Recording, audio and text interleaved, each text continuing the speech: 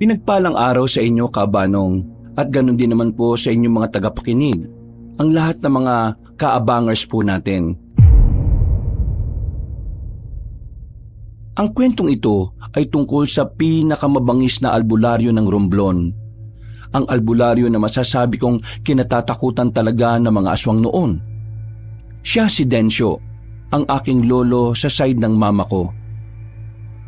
Tawagin niyo na lang akong Alfred. Hindi ko tunay na pangalan. Nakatira kami noon sa Romblon. Mula nang mamatay ang mama ko sa sakit sa baga at mula nang iwan naman ako ng tatay ko kay Lolo Densyo, ang lolo ko na talaga ang kinagisnan ko. Siya na ang kinilala ko bilang mga magulang. Maayos naman ang buhay ko sa kanya. Kahit na hindi naman kami mayaman, hindi ko naramdaman na hirap kami sa buhay. May kinikita naman si lolo sa pag-aalbularyo niya. Kilala na rin naman kasi siya sa probinsya namin kasi ang dami na rin niyang natulungan. Saan ka na naman nanggaling, Alfred? Diyan lang po, Lo. Anong dyan lang? Tingnan mo yung sinaing mo rito, Kung hindi ko pa napansin, baka mamaya kumain na tayo ng sunog. Ay, oo nga pala. Naku, pasensya na po, Lo. Saan ka nga ba galing? Yun ang tanong ko. O no, sa bilyaran lang. Tinalo ko lang naman yung mga mahihinang nilalang. Halika rito. Bakit po, Lo? Basta, halika rito. Rico, nakakurot naman to. Umayos ka, Alfred, Nainis na ako sa ugali mo. Pinababayaan mo yung sinasaing mo rito para lang sa bilyar-bilyar na yan. Batuin kita ng marmol na bola doon, Lo, kalma. Sinaing lang naman yan, Kahit anong oras, pwede naman tayo magsaing uli. Pero itong naipanalo ko sa bilyar, ngayon lang to. Tingnan nyo to, Dami, hindi ba? May pang-ambag na ako dito sa bahay. Wala nang masasabi sa akin yung mga chismosa dyan. Dami kong pera ngayon, Alfred, kaya ka ba nakipagpustahan kasi apektado ka sa mga sinasabi nila? Opo. May mga apple sila, Chinichismis nila ako na palamunin lang daw ako dito sa atin. Kung hindi naman ako madaling hingalin, di sana nandun pa rin ako sa trabaho ko. Wala talagang magawa yung mga chismosa na yan, Ngayon lang naman ako nawalan ng trabaho. Grabe na sila gumawa ng kwento. Mga buang. Alfred, hindi kita tinitingnan na pabigat dito sa bahay. Alam ko ang kondisyon mo. At kilala naman kita. Mas ako nga ang nakakilala sa'yo kaysa sa ibang tao, Kaya, wag mo nang isipin yung sinasabi ng mga ibang tao dyan. Hindi kasi ako sanay, Dati naman kasi hindi sila ganun sa akin. Alam mo, Alfred, ganun talaga ang ibang tao. Kapag may pakinabang ka, okay ka sa kanila. Kapag wala ka ng pakinabang, sisiraan ka na. Pero ang pamilya mo, hindi gagawin yun sa'yo. Kaya nga, Lo, Noong may trabaho akong matino, panay ang utang sa akin ng chismosang yun, Tapos ngayon, ako na yung pulutan nila sa usapan. Basta ikaw, huwag ka na mag-isip ng kung ano-ano. Naintindihan mo ba ako? Opo, Lo. Huwag mong pansinin yung mga taong wala namang magandang may dudulot sa'yo. Lo, ano nga palang balita dun sa lalaking aswang na hinahanap mo nung nakaraan? Nahanap na namin ng mga tropa. Ano pong nangyari? Ano pa ba? Di pinatay namin. Aswang yun, Baka makagawa pa ng hindi maganda yun sa mga tao. Mabuti nga't nalaman namin agad na may aswang sa kabilang baryo. Kung hindi, baka nakapagparami pa. Hindi na ba talaga mauubos yung mga aswang na yan? Malapit-lapit na. Nararamdaman ko na ang pagkatalo nila. Hinihintay na lang ang tamang pagkakataon. Bumuntong hininga na lang ako. Sanay na sanay naman ako sa usapang aswang, Kabanong. Bata pa lang naman kasi ako, yun na ang bukang bibig ng lolo ko. Habang nagkakamuwang ako, para bang naging normal na lang din sa akin ang tungkol sa mga aswang. Sa kabila ng pagiging exposed ko tungkol doon, Hindi pa naman ako nakakakita ng mga aswang. Basta alam ko lang ang itsura ng aswang base sa kwento sa akin ni Lolo. Mabilis na lumipas sa mga sandali. Sumapit na rin ang gabi. Pagkatapos namin kumain ni Lolo, ay nagpaalam na muna ako sa kanya. Sinabi kong dadalawin ko lang ang kaibigan ko. Pero ang totoo ay pupunta lang ako ulit sa bilyaran. Para kasing hindi ako makakatulog kapag hindi ako nakapaglaro sa gabi. O pre! Oh, nabuhay ka. Baliw, di naman ako namatay eh. Naging abala lang. Tapos na yung kontrata ko eh. 7 araw lang naman yun. Namiss mo ako, no? Ew, kadiri ka. Anong namiss? Pwe, chicks ka ba? Saan ba punta mo? Sa bilyaran. Peperahan ko lang yung mga mahihinang nilalang doon. Sama ka na lang sa akin, pre. Saan mo naman ba ako dadalin? Sa chill-chill na lugar. May pera ka ba dyan? Magre-relax lang naman tayo doon eh. O sige, libre ko. Marami akong pera ngayon. Hindi ako pwede. Papapagalitan ako ni Lolo. Kapag ganitong gabi na, hindi na ako pwedeng lumayo-layo. Alam mo naman na hindi pa tapos yung problema sa mga aswang. Pambira. Aswang-aswang pa rin? Wala namang ganyan eh. Uy, sira ulo. Alam ko na alam mong meron. Kahit tatay mo naniniwala rin eh. Ang ibig kong sabihin, sa panahon natin ngayon, wala nang aswang. Kung noon, oo, meron. Pero ngayon, malabo na yan, pre. Nitong nakaraan nga lang eh, may napas lang na aswang sila Lolo. Lalaking aswang. Kaya anong sinasabi mong wala na ang mga aswang? Palibasa, puro pambababae yung ginagawa mo eh. Nagtatrabaho ka siguro ng ilang araw para lang may pambabae ka eh, no? Galing mo ah. Paano mo nalaman yon? Bata pa lang tayo, kilala na kita eh. Diyos ko, baka nga yung poste kapag nilagyan ng palda eh, baby ride mo rin eh. Uy, grabe ka naman sa akin. Hindi naman ako ganyang kahayok, no? O sige na, pumunta ka na kung saan ka pupunta. Magbibilyar na ako. Sige, sama na lang ako sa'yo. Boring kapag wala akong kasama eh. Alam mo, para matuwa ako sa'yo, ikaw na lang ang pumusta sa akin.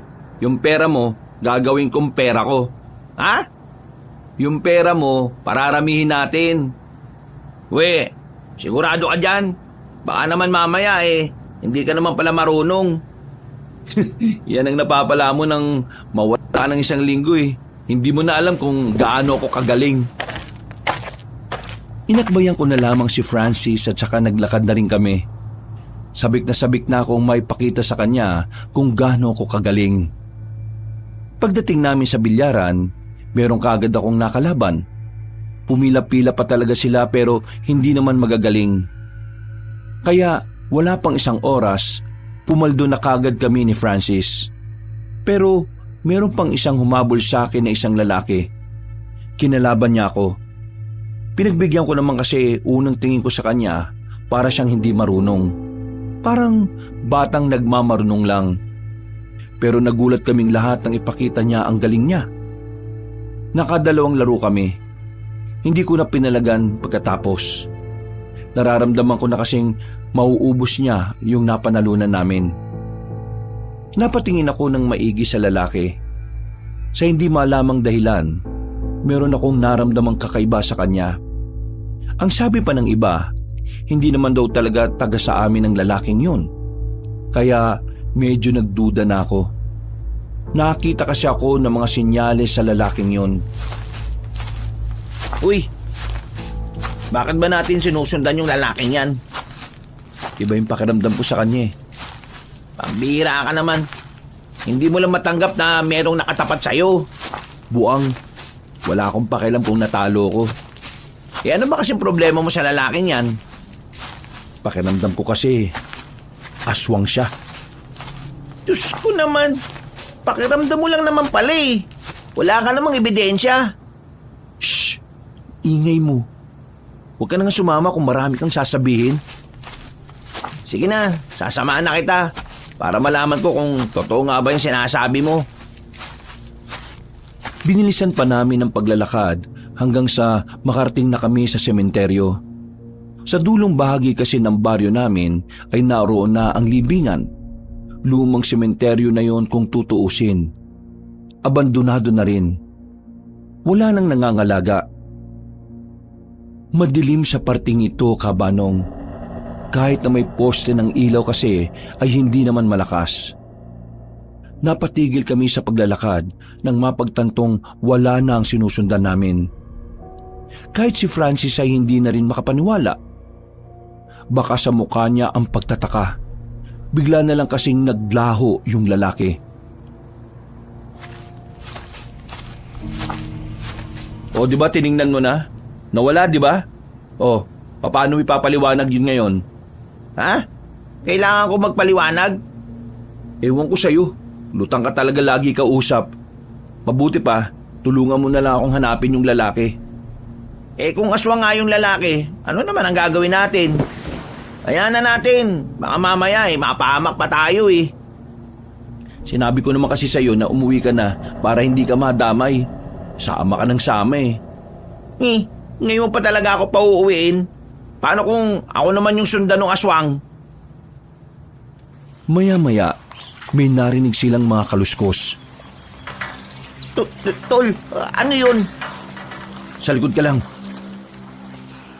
Kumuha na ako ng malaking bato sa gilid. Maigpit lang ang pagkakahawa ko doon. Pero maya-maya lang ay nawala na rin ang mga kaluskos. Nung una, inakala namin na baka bayawak lang yun. Marami-rami na kasi ang bayawak sa parting yun ng sementeryo. Pero laking gulat na lang namin nang biglang merong lumabas na lalaki sa likuran namin. Pagharap namin, nahablot niya si Francis. Nang makita ko ang mukha niya, kitang-kita na aswang talaga ang itsura niya. Nagsalita pa ang aswang na yon at sinabi niya ang pangalan ko kahit si Francis naman ang hawak niya. Hindi na ako nagsayang ng pagkakataon, Kabanong. Binato ko sa mukha ang lalaking aswang. Tinamaan naman siya sa mukha dahilan para mabitiwan niya ang kaibigan ko. Hindi ako si Alfred. Ito si Alfred oh. Siya yung apo ni Mang Densyo. Ay gagi, sira ulo. Sinabi mo pa talaga? Ako ang napagkakamalan eh. Hoy, ikaw aswang! Anong kailangan mo sa akin? Hindi na nagsalita ang aswang na yon. Akmang aatake pa sana siya ulit nang bigla itong mataranta. Tumakbo na yon ng mabilis. Pagtingin namin sa likuran ay kararating lang ni Lolo. Hindi na niya hinabol ang aswang at pinaubaya na lang sa mga kasama niya. Lo! Bakit ka ba nandito? Kanina kasi may nakita kong kahinahinalang lalaki. Kaya yun, sinundan namin. At nakumpirma namin na aswang pala talaga. Nasaktan ba kayo? Hindi naman. Pero Lo, ako yata punteriya ng aswang na yun eh. Tama siya, Mang Densyo. Akala kasi ng aswang, ako si Alfred kaya ako yung hinilan niya kanina. Kayong dalawa ha. Umuwi na muna kayo sa bahay. Bilis na! Wala na kaming sinayang na sandali. Agad naman kaming sumunod kay Lolo. Nang makauwi kami ay pinag-usapan namin ang nangyari habang nagkakape. Inuumpisa na ng mga kalaban. Ang alin, Lo? Nagsisimula na silang gumati sa dami ng mga napaslang ko doon. Bakit ako yung punteriya nila? Malamang, ikaw ang uunahin nila kasi ikaw lang naman ang pamilya ko. Di ang mga aswang po pala, mga traidor at duwag. Kasi inuuna nila yung wala naman talagang kasalanan sa kanila eh. Traidor, oo. Madalas, patalikod sila kung lumaban. Pero hindi sila duwag. Matatapang at mababangis sa mga aswang. Sadyang mapanlinlang at tuso lang talaga mga nilalang na yon. Lo, ibig sabihin lang pala nito, nasa alanganin na rin ang buhay ko. Mismo! Ano ang gagawin ko? Ano sa tingin mo? Lo, gusto ko na rin matuto. Maging kagaya nyo. Turuan nyo na kasi ako. Sigurado ka na ba sa sinasabi mo? Hindi biro ang maging kagaya ko, Alfred. Kung ito na lang talaga ang paraan para maprotektahan kita at ang sarili ko, kailangan ko maging kagaya nyo. Pre, hindi ako kasama sa poprotektahan mo? Kaya sumama ka na rin dito. para protektahan mo rin ang sarili mo. Ang gara mo! Wag na uy! Kaimik buhay ko eh. Ang pagharap sa mga aswang ay para mo na ring inilalagay sa hukay ang kabilang paa mo. Kaya pag-isipan mo ng maigi ang desisyon mo, Alfred. Hindi naman kita minamadali. Kaya may sapat kang oras para magnilay-nilay. Ang gusto ko lang ngayon, mag-iingat ka palagi. Lalong-lalo na kapag nasa labas ka at hindi mo ako kasama. Tumango na lamang ako bilang tugon sa sinabi ni Lolo. Maya-maya lang din ay pinauwi na namin si Francis. Gusto pa nga sanang magpahatid pero hindi na ako pumayag. Tinamad na rin kasi ako maglakad. At matapos din ang nangyari, nakaramdam na rin ako ng takot. Makalipas pa ang ilang araw, wala naman ang aswang na lumapit sa akin. Hindi ko alam pero pakiramdam ko rin ay nakatulong ang mga pangontra na pinasuot sa akin ni Lolo. Pero ang sabi niya sa akin, huwag kong iasa palagi ang kaligtasan ko sa pangontra sa lahat ng oras. May mga pagkakataon daw kasi na ang mga aswang ay hindi tinatablan. Depende raw sa uri. Kumusta? Anong balita sa pagbumuni-muni mo? Lo, buo na talaga loob ko. Gusto ko na talaga. Kung ganun sumama ka na sa akin bukas. May pupuntahan tayo. Saan ho? May tutugisin na tayong aswang kaagad? Hindi. Meron akong kakausapin na tao. Ayon sa nakarating na impormasyon sa akin, itong tao na ito maraming nalalaman tungkol sa mga aswang. Kaya kailangan kita. Kung ganun palag ako dyan, Lo. Yun lang naman pala Nung umagang yun, Kabanong, ay bigla na lang akong nasabik. Pakiramdam ko, masayang makisama kay Lolo. Hindi ko pa naiisip ang mga panganib na maaari naming harapin. Kaya para bang isa lang akong bata na tuwang-tuwa dahil meron kaming pupuntahan. Kinabukasan, maaga pa lang ay umalis na kami ng bahay. Pero hapon na kaming nakarating sa destinasyon namin. Ang dami pa rin kasi naming dinaanan. Puro sementado na mga bahay dito, Lo. Kaya ang sabi nila, may mga kaya na daw mga nakatira dito. Kaya sementado lahat ng bahay. Yun ang sabi nila. Yung pupuntahan po ba natin, kilala nyo? Hindi ko kilala. Pero nababanggit na sa akin ng mga tropa. Sila kasi yung una kong pinapunta. Pero dahil hindi sila nagtagumpay na makakuha ng impormasyon, kinailangan ko ng kumilos. Mahalaga ang kahit na anong impormasyon tungkol sa mga aswang. Kaya hindi tayo dapat nagsasayang ng oras. Naglakad na rin kami papasok ng baryo. Napapatingin pa ako sa bawat madaraanan namin. Mukha namang normal ang mga naroon at wala akong nakitang aswang. Pagdating namin sa bandang gitna ng baryo, tumigil kami sa isang bahay na kulay puti. Malawak ang bakuran, malinis at maraming tanim na kung ano-ano. Eto na nga yun. Sandali lang, Lo. Baka mamaya may aso dyan, makagat ka pa. Aswang nga, ilang beses na akong kinagat, ayos lang Sa aso pa ba ako matatakot?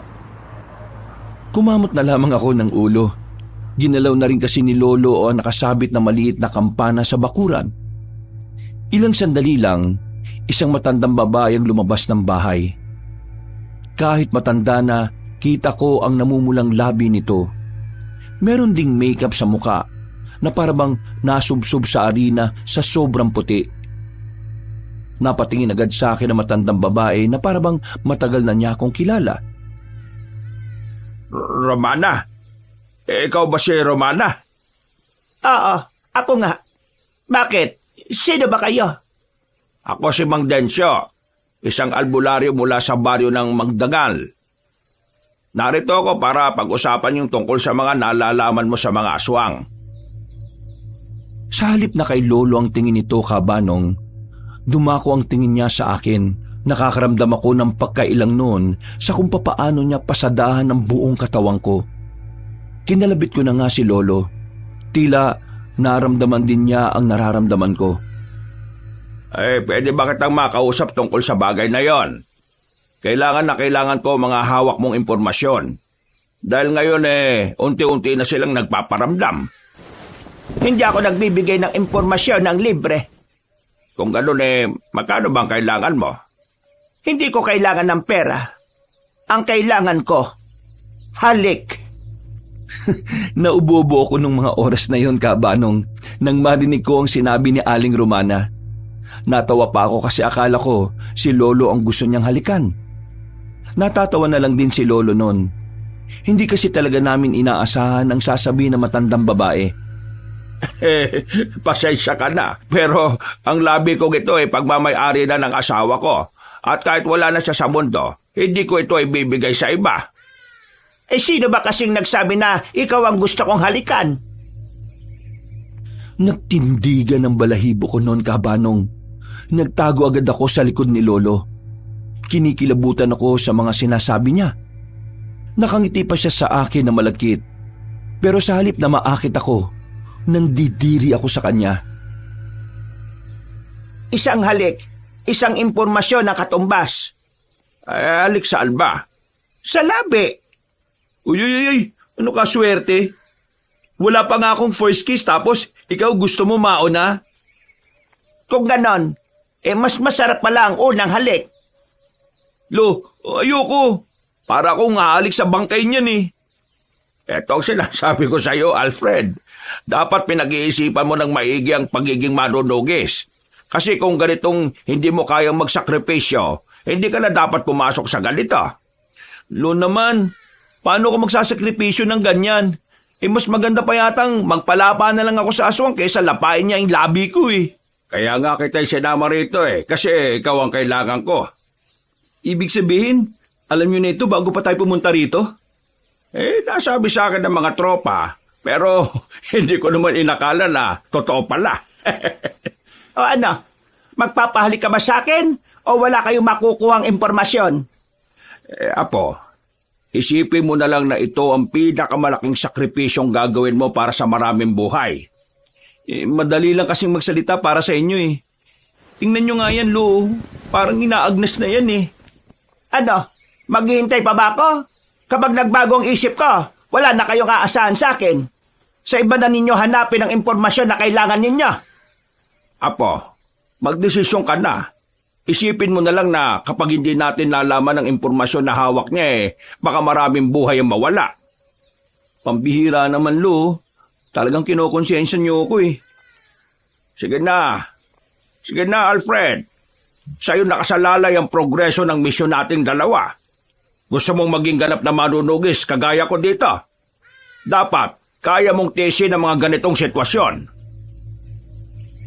Huminga na lang ako ng malalim. Tumingin ako sa mukha ni Aling Romana.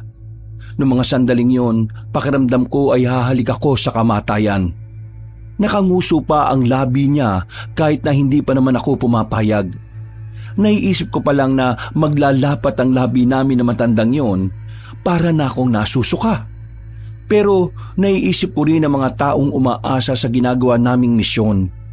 Isa pa, bago pa lang ako sa larangan kaya yun ang unang pagkakataon na meron akong may aambag. Napalunok ako ng laway, Kabanong. Pumikit ako sandali at saka nagdasal. Saglit lang at dampi lang Baka naman laplapin mo pa ako. Maglalapat ang labi nating dalawa ng 10 segundo. Ano? 10 segundo?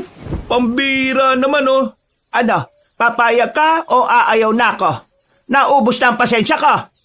Oo na. Visit na buhay to 10 segundo lang Apo, isipin mo na lang na humalik ka sa puwet ng kalabaw.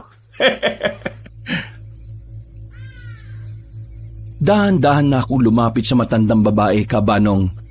Parang anumang oras masusuntok ko siya dahil sa tingin niya sa akin. Pero kailangan kong tiisin yun. Kailangan kong isugal ng panandalian ng dangal ko. Hinawakan ni Aling Romana ang magkabilang pisngi ko. Naramdaman ko kaagad ang magaspang at kulubot niyang kamay. Kinilabutan ako. Pero inisip ko na lang na gagawin ko yon hindi para sa sarili ko, kundi para sa mas maraming tao na umaasa sa kapayapaan. Pagpikit ko ng mga mata ko, saka dinikit ni Aling Romana ang kanyang labi sa labi ko. Nagtindigan ang balahibo ko sa buong katawan. Yung 10 segundo na yon, parang sobrang tagal. Nang matapos na ang bilang ni Lolo, tinulak ko kagad si Aling Romana. Tubalang ya. Kila ka ba uling nag-toothbrush? Amoy tae ang bibig mo eh. Sos, kunwari ka pa. Gusto mo rin naman. At pwede ba? Huwag ka nagang maging maarte. Ngayon ka na nga lang nagkaroon ng unang halik nag-iinarte ka pa. Pasalamat ka nga, may humalik sa'yo. Ano ho? Pasalamat? Ako magpapasalamat? Kung kasing ganda ka ni Maui Taylor, baka magpasalamat pa ako. Mukha kang ang uugod-ugod na parang pet na kulubot eh. O sige na, tama na yan. Kailangan na namin ng impormasyon na hawak mo. Sige, sumunod kayo sa akin. Kakaiba ang araw na ito. Ang sarap! Makilang ulit akong dumura-dura noong mga sandaling yon, Kabanong. Parang kahit dumura ako ng dumura ay nalalasahan ko pa rin ang labi niya. Pagpasok namin sa bahay niya, ay pinaghandaan niya kami ng mainit na tsaa. Hindi ako uminom kasi baka may pampatulog siyang inilagay doon. Anong nalalaman mo tungkol sa mga aswang? Ang pinuno ng mga aswang ay si Sicario. Sicario? Saan mo naman nalaman ito? Lahat ng sasabihin ko sa inyo ay galing lang din sa mga informant ko. Informant? Hanep, parang pulis lang ah. Si Sicario ang pinuno. Marami din siyang galamay. Ayon sa mga tao ko, si Sicario mismo ang gumagala-gala para makapaghanap ng baryo na masasakop. Pero meron siyang kanang kamay. Hindi ko alam kung babae o lalaki. Pero ang sabi nila, itong kanang kamay niya, yun na nag-aasikaso ng lahat. Kasama na roon ang paghahanap sa iyo, Densyo. Ibig sabihin uunahin pala talaga nila ako? Oo, uunahin ka naman talaga nila kasi ikaw ang pinakakilalang albularyo dito sa Romblon. Wala ba talaga kayong ideya kung sino o ano man lang yung itsura nung kanang kamay? Kung meron lang di kanina ko pa sinabi. Ano pa yung mga nalalaman mo? Alam ko rin kung saan ang isa nilang kampo. Kampo ng mga aswang? Oo, pero itong natuklasan ng mga tao ko, hindi pa yon ang pinagkukutaan nila. Marami silang lugar, pero yun lang ang nag-iisang nalaman namin. Sabihin mo, saan matatagpuan yung lugar na yon? Ibibigay ko sa iyo mamaya ang address kung saan makikita ang lugar. Pero may kailangan ka pang malaman, Densyo. Kailangang malaman? Ano yon? Kaya kanila gustong patayin ay dahil gusto nilang malaman kung nasaan ang itim na itlog. Itim na itlog? May ganun ba? Ang itim na itlog ay ang galing sa isang itim na sigbin. Ang itim na sigbin ay bibihira lang at pinaniniwalaang ang itlog ng itim na sigbin ay nakakapagbigay ng kakaibang lakas sa kung sino man ang kakain ng itim na itlog. Hindi lang pampalakas ng katawan nila ang itim na itlog. Sinasabi mo bang kulang pa ang kaalaman ko tungkol sa bagay na yon? Ang itim na itlog ay mabisa rin para makagawa ng mga makabago at mas mababangis na aswang. Ibig sabihin, balak din nilang gumawa ng hukbo ng marami at mas malalakas na aswang? Nakuha mo, baby! Huwag mo nga akong tawagin ng ganyan. Kadiri! Ang problema, hindi ko rin naman alam kung nasaan ang itim na itlog. Alam mo ba kung nasaan? Hindi ko rin alam. Kaya nga dapat maunahan ninyo ang mga aswang na mahanap yon. Dahil kapag yon ay napunta sa kanilang kamay, mas mahihirapan na kayong manalo sa haharapin nyong laban. Nakita kong bumuntong hininga na lang din si Lolo. Sa buong buhay ko, yun ang unang beses na nakita ko siyang parang kinakabahan. Kadalasan kasi, nagagawa niya pang magyabang kapag meron silang kailangang paslangin na aswang. Marami pa silang napag-usapan ni Aling Romana pero hindi naman na ganoon kaimportante. Kaya mga ilang sandali lang ay natapos na rin sila. Bumuntong hininga na lang ako dahil tumitingin-tingin pa rin sa akin ang matandang babae. Kinikilabutan talaga ako kapag naalala ko ang bagay na yon. Magaling ang ginawa mo kanina, ah. Kung hindi dahil sa'yo, hindi natin malalaman kung ano ang tunay na pakay ng mga aswang. Lo, first kiss ang nawala sa akin. Kasalanan mo to eh. Hoy, ayaw mo nun. Hindi mo basta makakalimutan ang unang halik mo. Huwag ka na nga lang maingay, Lo. Baka naman sabihin mo pa to kay Francis, ha? Abay, oo naman. Makakaasa kang si Francis lang ang makakaalam. Lo naman. Nako, biro lang naman. Ikaw talaga, oh. Pareho na lamang kaming natawan ni Lolo noong mga oras na yon. Mga bandang tanghali, nakabalik na rin kami sa baryo namin. Nanakitang pa ako sa kakalakad. Wala na kasi kaming nasakyang pabalik dahil gumarahay muna ang mga tricycle driver. Pagbukas namin ng bahay namin, nagulat ako nang merong kaming abutan na matangkad na lalaki. Nakaupo siya sa katre. Nakadikwatro na akala mo pagmamay-ari niya ang bahay. Sino ka? Hindi ako sinuka. Iniri ako. Lo, sino naman to? Si Dabong, ang isa sa mga pinagkakatiwalaan ko sa samahan. Akala ko ba ako ang kanang kamay mo? Joe! Yap, yo! Ako ang kanang kamay ni Mang Densyo. Kung gusto mo, ikaw na lang ang kaliwang paa. Lo, palabasin mo na nga to. Dabong, paano ka nakapasok dito nakakandado naman tong harapan? Nakabukas naman yung bintana nyo sa likuran. Hindi mo sinara? Nakalimutan ko, Lo eh. Ay, ano bang kailangan mo? Meron lang naman akong mahalagang balita. Mahalagang balita? Oo, sobrang halaga. Mas mahalaga pa sa apo mo. Uy, umayos ka sa pananalita mo ha. Kahit mas matangkad ka sa akin, kaya kitang balyahin. Oo, kalma ka lang. Ayaw kong manakit ngayon eh. Ano ba yung magandang balita na sinasabi mo? May mga napas lang kaming aswang sa kabilang nayon. Napas lang na namin yung pinapahabol mo sa akin. Ay mabuti na ba kung ganon? Alfred, yun yung aswang na umatake sa inyo ni Francis. Patay na. Dapat ka magpasalamat sa akin kasi pinangunahan ko yun. Ha? Ay, di salamat. Total, nandito ka na naman. Dito ka na rin kumain. Hinila ko si Lolo palabas ng bahay namin. Sa mukha pa lang kasi ng lalaking nasa bahay namin noon, parang hindi na mapagkakatiwalaan. Parang hindi gagawa na mabuti. Lo, sigurado ba kayo sa lalaking yon? Parang hindi mapagkakatiwalaan yung mukha eh. Matagal ko lang kilala si Dabong. Wala kang dapat ikabahala sa kanya.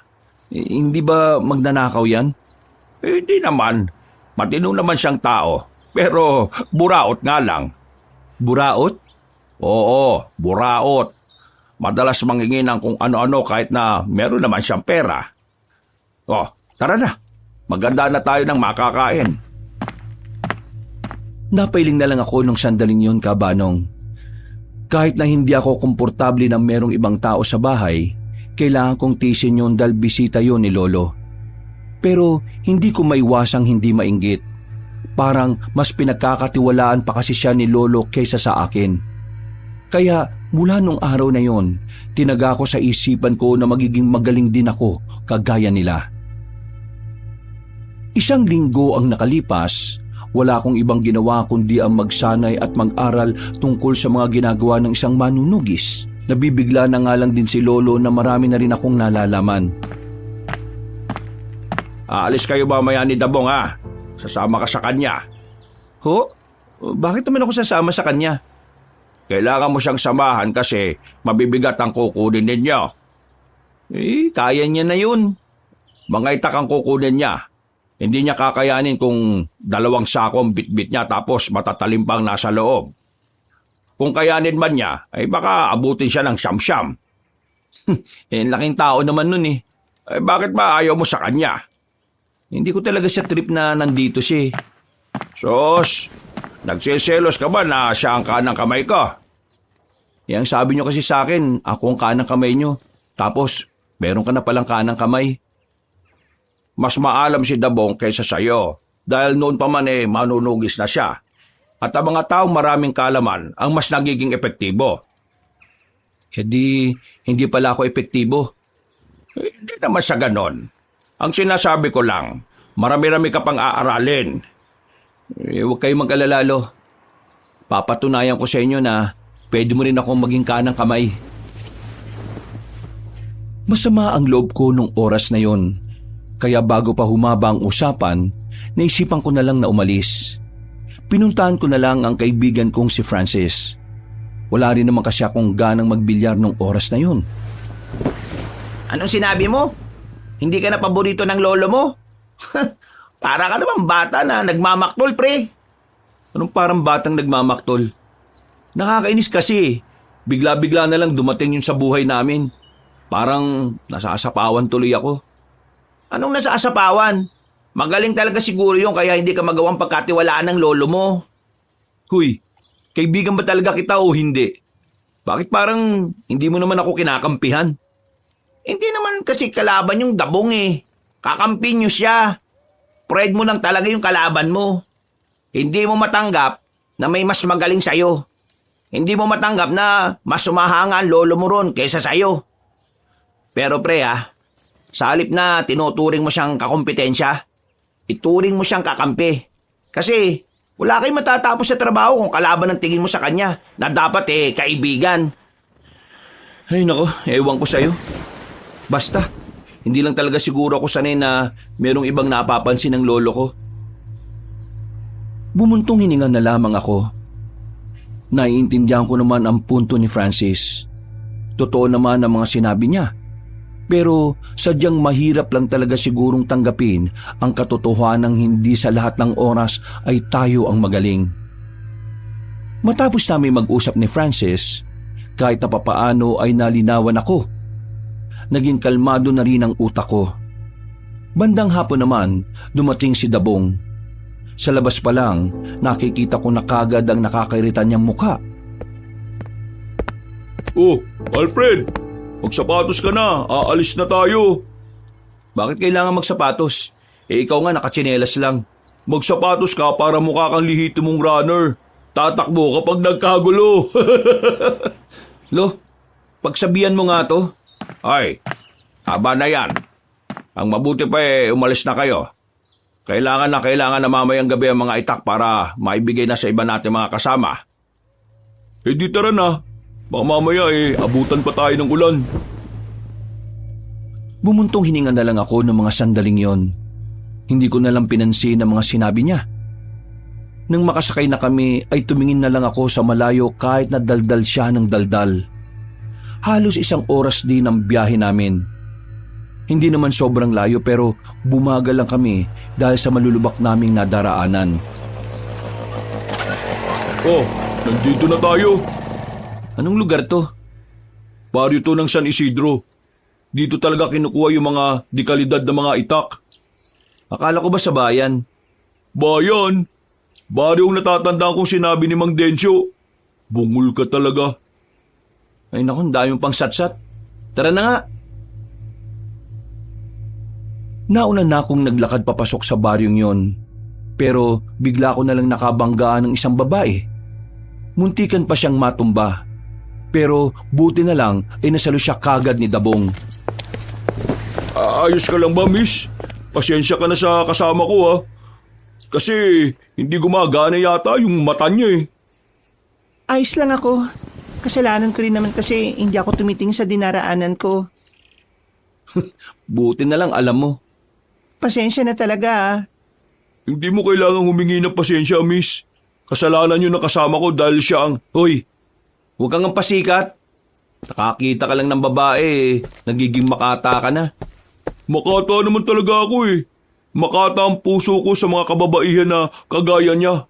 Kung ikaw, hindi ko kagaya, marahil ay isa kang taksil na. Huwag na kayo mag-away. Magkapatid kayo. Dapat magmahalan kayo. Ha? Sa mukha niyang yan, Iisipin mo magkapatid kami? Ikaw yata bulag, miss eh. Hindi ba kayo magkapatid? Malabong magkaroon ako ng kapatid na mahina, no? Kung kanina ka pa umalis, miss, di sana tapos na usapan. Huwag mo siyang intindihin, Binibini. Ako ang tingnan mo. Nais kong malaman ang iyong pangalan. Ano ang pangalan ng isang kagaya mo? Rizal? Rizal ang pangalan ko. Dabong naman ang aking pangalan. Isang pangalan na nagmula sa pinakamabangis na mandirigma ng norte. Bida-bida, mayabang, papansin. O sige na, aalis na ako. Pasensya na ulit kung hindi ako nakatingin kasalanan ko. Teka, sandali. Bakit? Maari mo bang ituro sa amin kung saan ang bahay ni Mang Tokek? Hindi ko siya kilala eh. Bago lang din kasi ako dito sa baryong to. Ganun ba, Binibini? Walang problema. Ako na ang bahala. Ngumiti na sa amin ang malapad ng babae. Aminado kong maganda talaga siya. Maputi, makinis ang balat. Parang hindi man lang tinatabla ng tigyawat ang muka. Nang maglakad na yun papalayo, napansin naman namin ang magandang hubog ng katawan nun. Parang asong naglalaway naman si Dabong habang pinagmamasdan ng babae na papalayo. Hindi pa siya matatauhan kung hindi ko tatapikin ng malakas sa balikat. Uy, kung makatapik ka naman sa balikat ko, parang close tayong dalawa. Para ka kasing asong baliw dyan eh. Nauna na ako naglakad at hindi ko na siya hinintay pa. Sumunod din naman siya kaagad. Mga ilang sandali lang, nakita na rin namin ang bahay na matandang si Tokek. Paglapit namin doon, ay tumingin pa siya sa amin ng seryoso. Pinasadaan niya kami mula ulo hanggang paa. Pinadala kami rito ni Mang Densyo para kunin yung mga itak na binili ng samahan namin. Tumingin na masama sa amin na matanda. Pero sinenyasan niya lang kami na sumunod. Dinala niya kami sa maliit na warehouse. Nakalatag na sa mahabang lamesa ang mga bagong gawang itak. Meron pang mga disenyo sa hawakan. Palima kong namangha sa mga nakikita ko. Yung kasi ang unang beses na nakakita ako ng ganong karaming itak. Yan lahat ang gagamitin ng mga kasama natin sa pakikipaglaban. Bakit kailangan bumili? Wala na ba yung mga lumang itak? Taon-taon kailangan palitan ng mga lumang itak. Kasi mga bago, idinadaan pa sila sa mga ritual para mas maging epektibong panlaban sa mga masasamang nilalang. Ritual? Ano mangyayari? Magkakaroon ng kapangyarihan? Bakit ka natatawa sa kapangyarihan? Hindi mo ba alam na si Mang Densyo may kapangyarihan? Ha? Kapangyarihan? Ano pinagsasabi mo? Wala ka pala talagang alam no? Anong kapangyarihan ni Lolo? Mas maganda sana ikaw na lang ang magtanong sa kanya. Wala akong karapatan na sabihin sa'yo kung ano man yun. Lumapit na lamang si Dabong sa mga itak, habang ako naman naiwang nakatayo habang napapaisip. Nung oras na yon, pakiramdam ko naman ay nagsasabi ng totoo si Dabong tungkol sa kapangyarihan ni Lolo. Unang beses ko lang kasing nakita ang mukha niya na seryoso. Parang yun din ang unang pagkakataon na may nasabi siyang matino. Matapos naming usisain ang mga itak, ay agad na rin naming binalot isa-isa ng tela. Inilagay namin sa mga sako. Nang magkaabutan na ng kabuuang bayad ay umalis na rin kami. Habang nasa biyahe, tahimik lang si Dabong.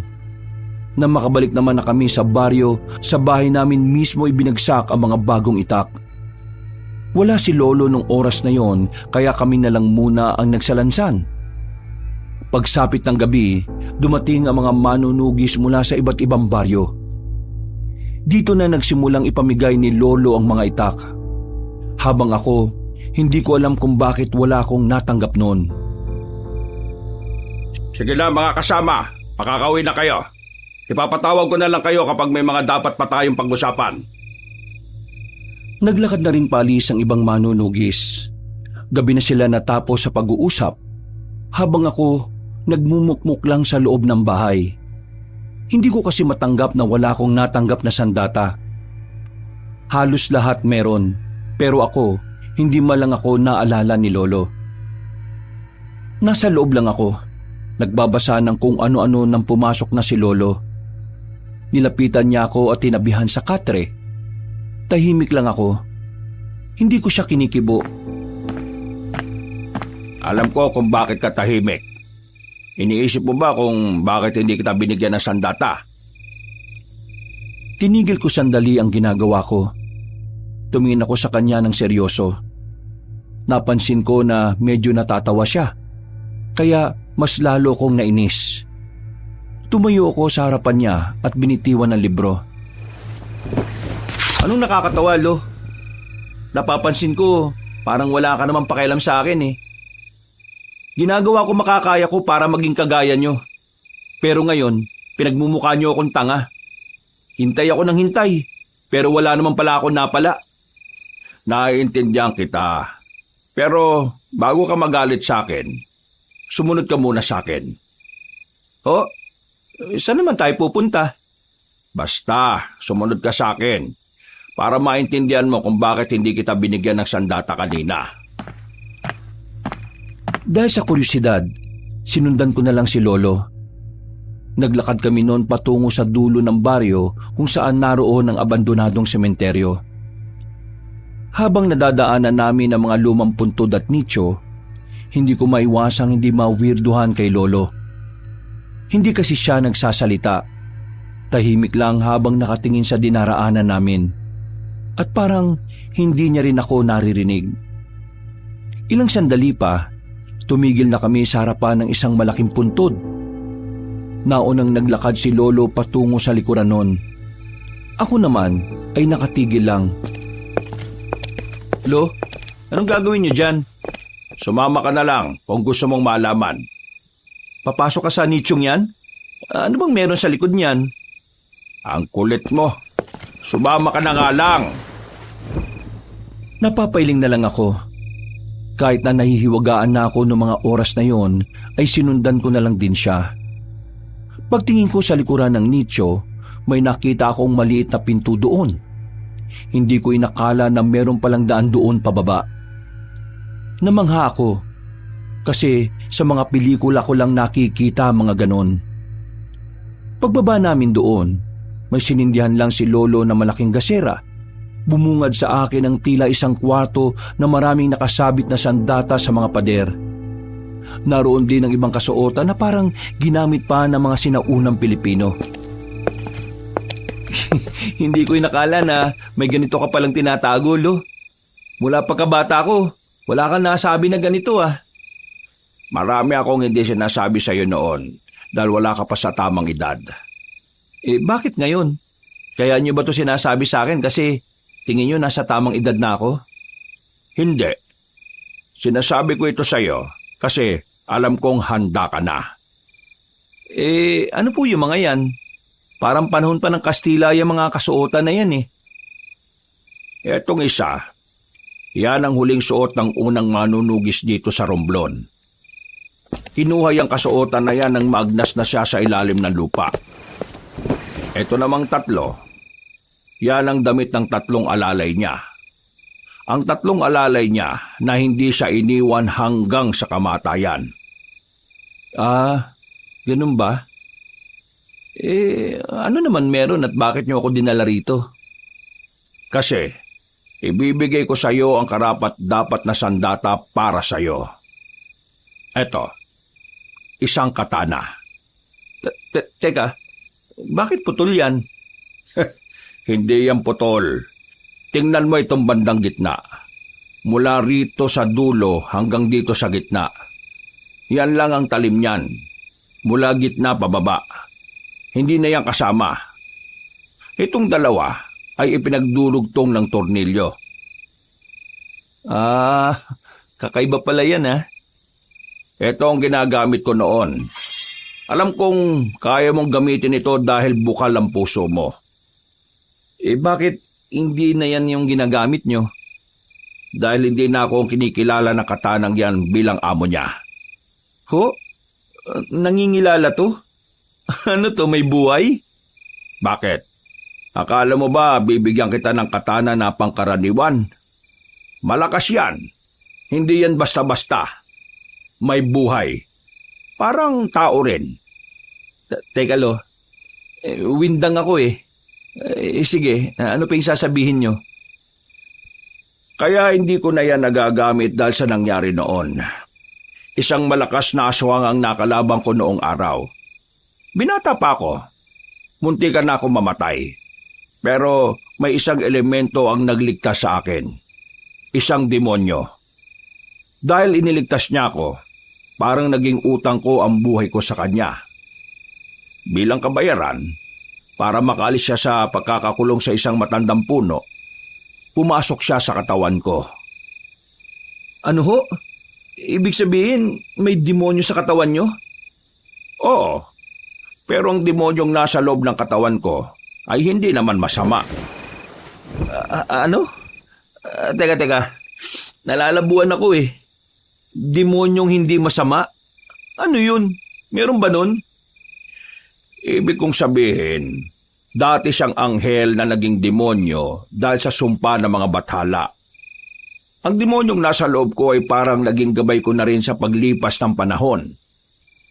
Ilang beses na akong naging pero ilang beses din akong nabuhay. Lahat ng iyon dahil sa kanya.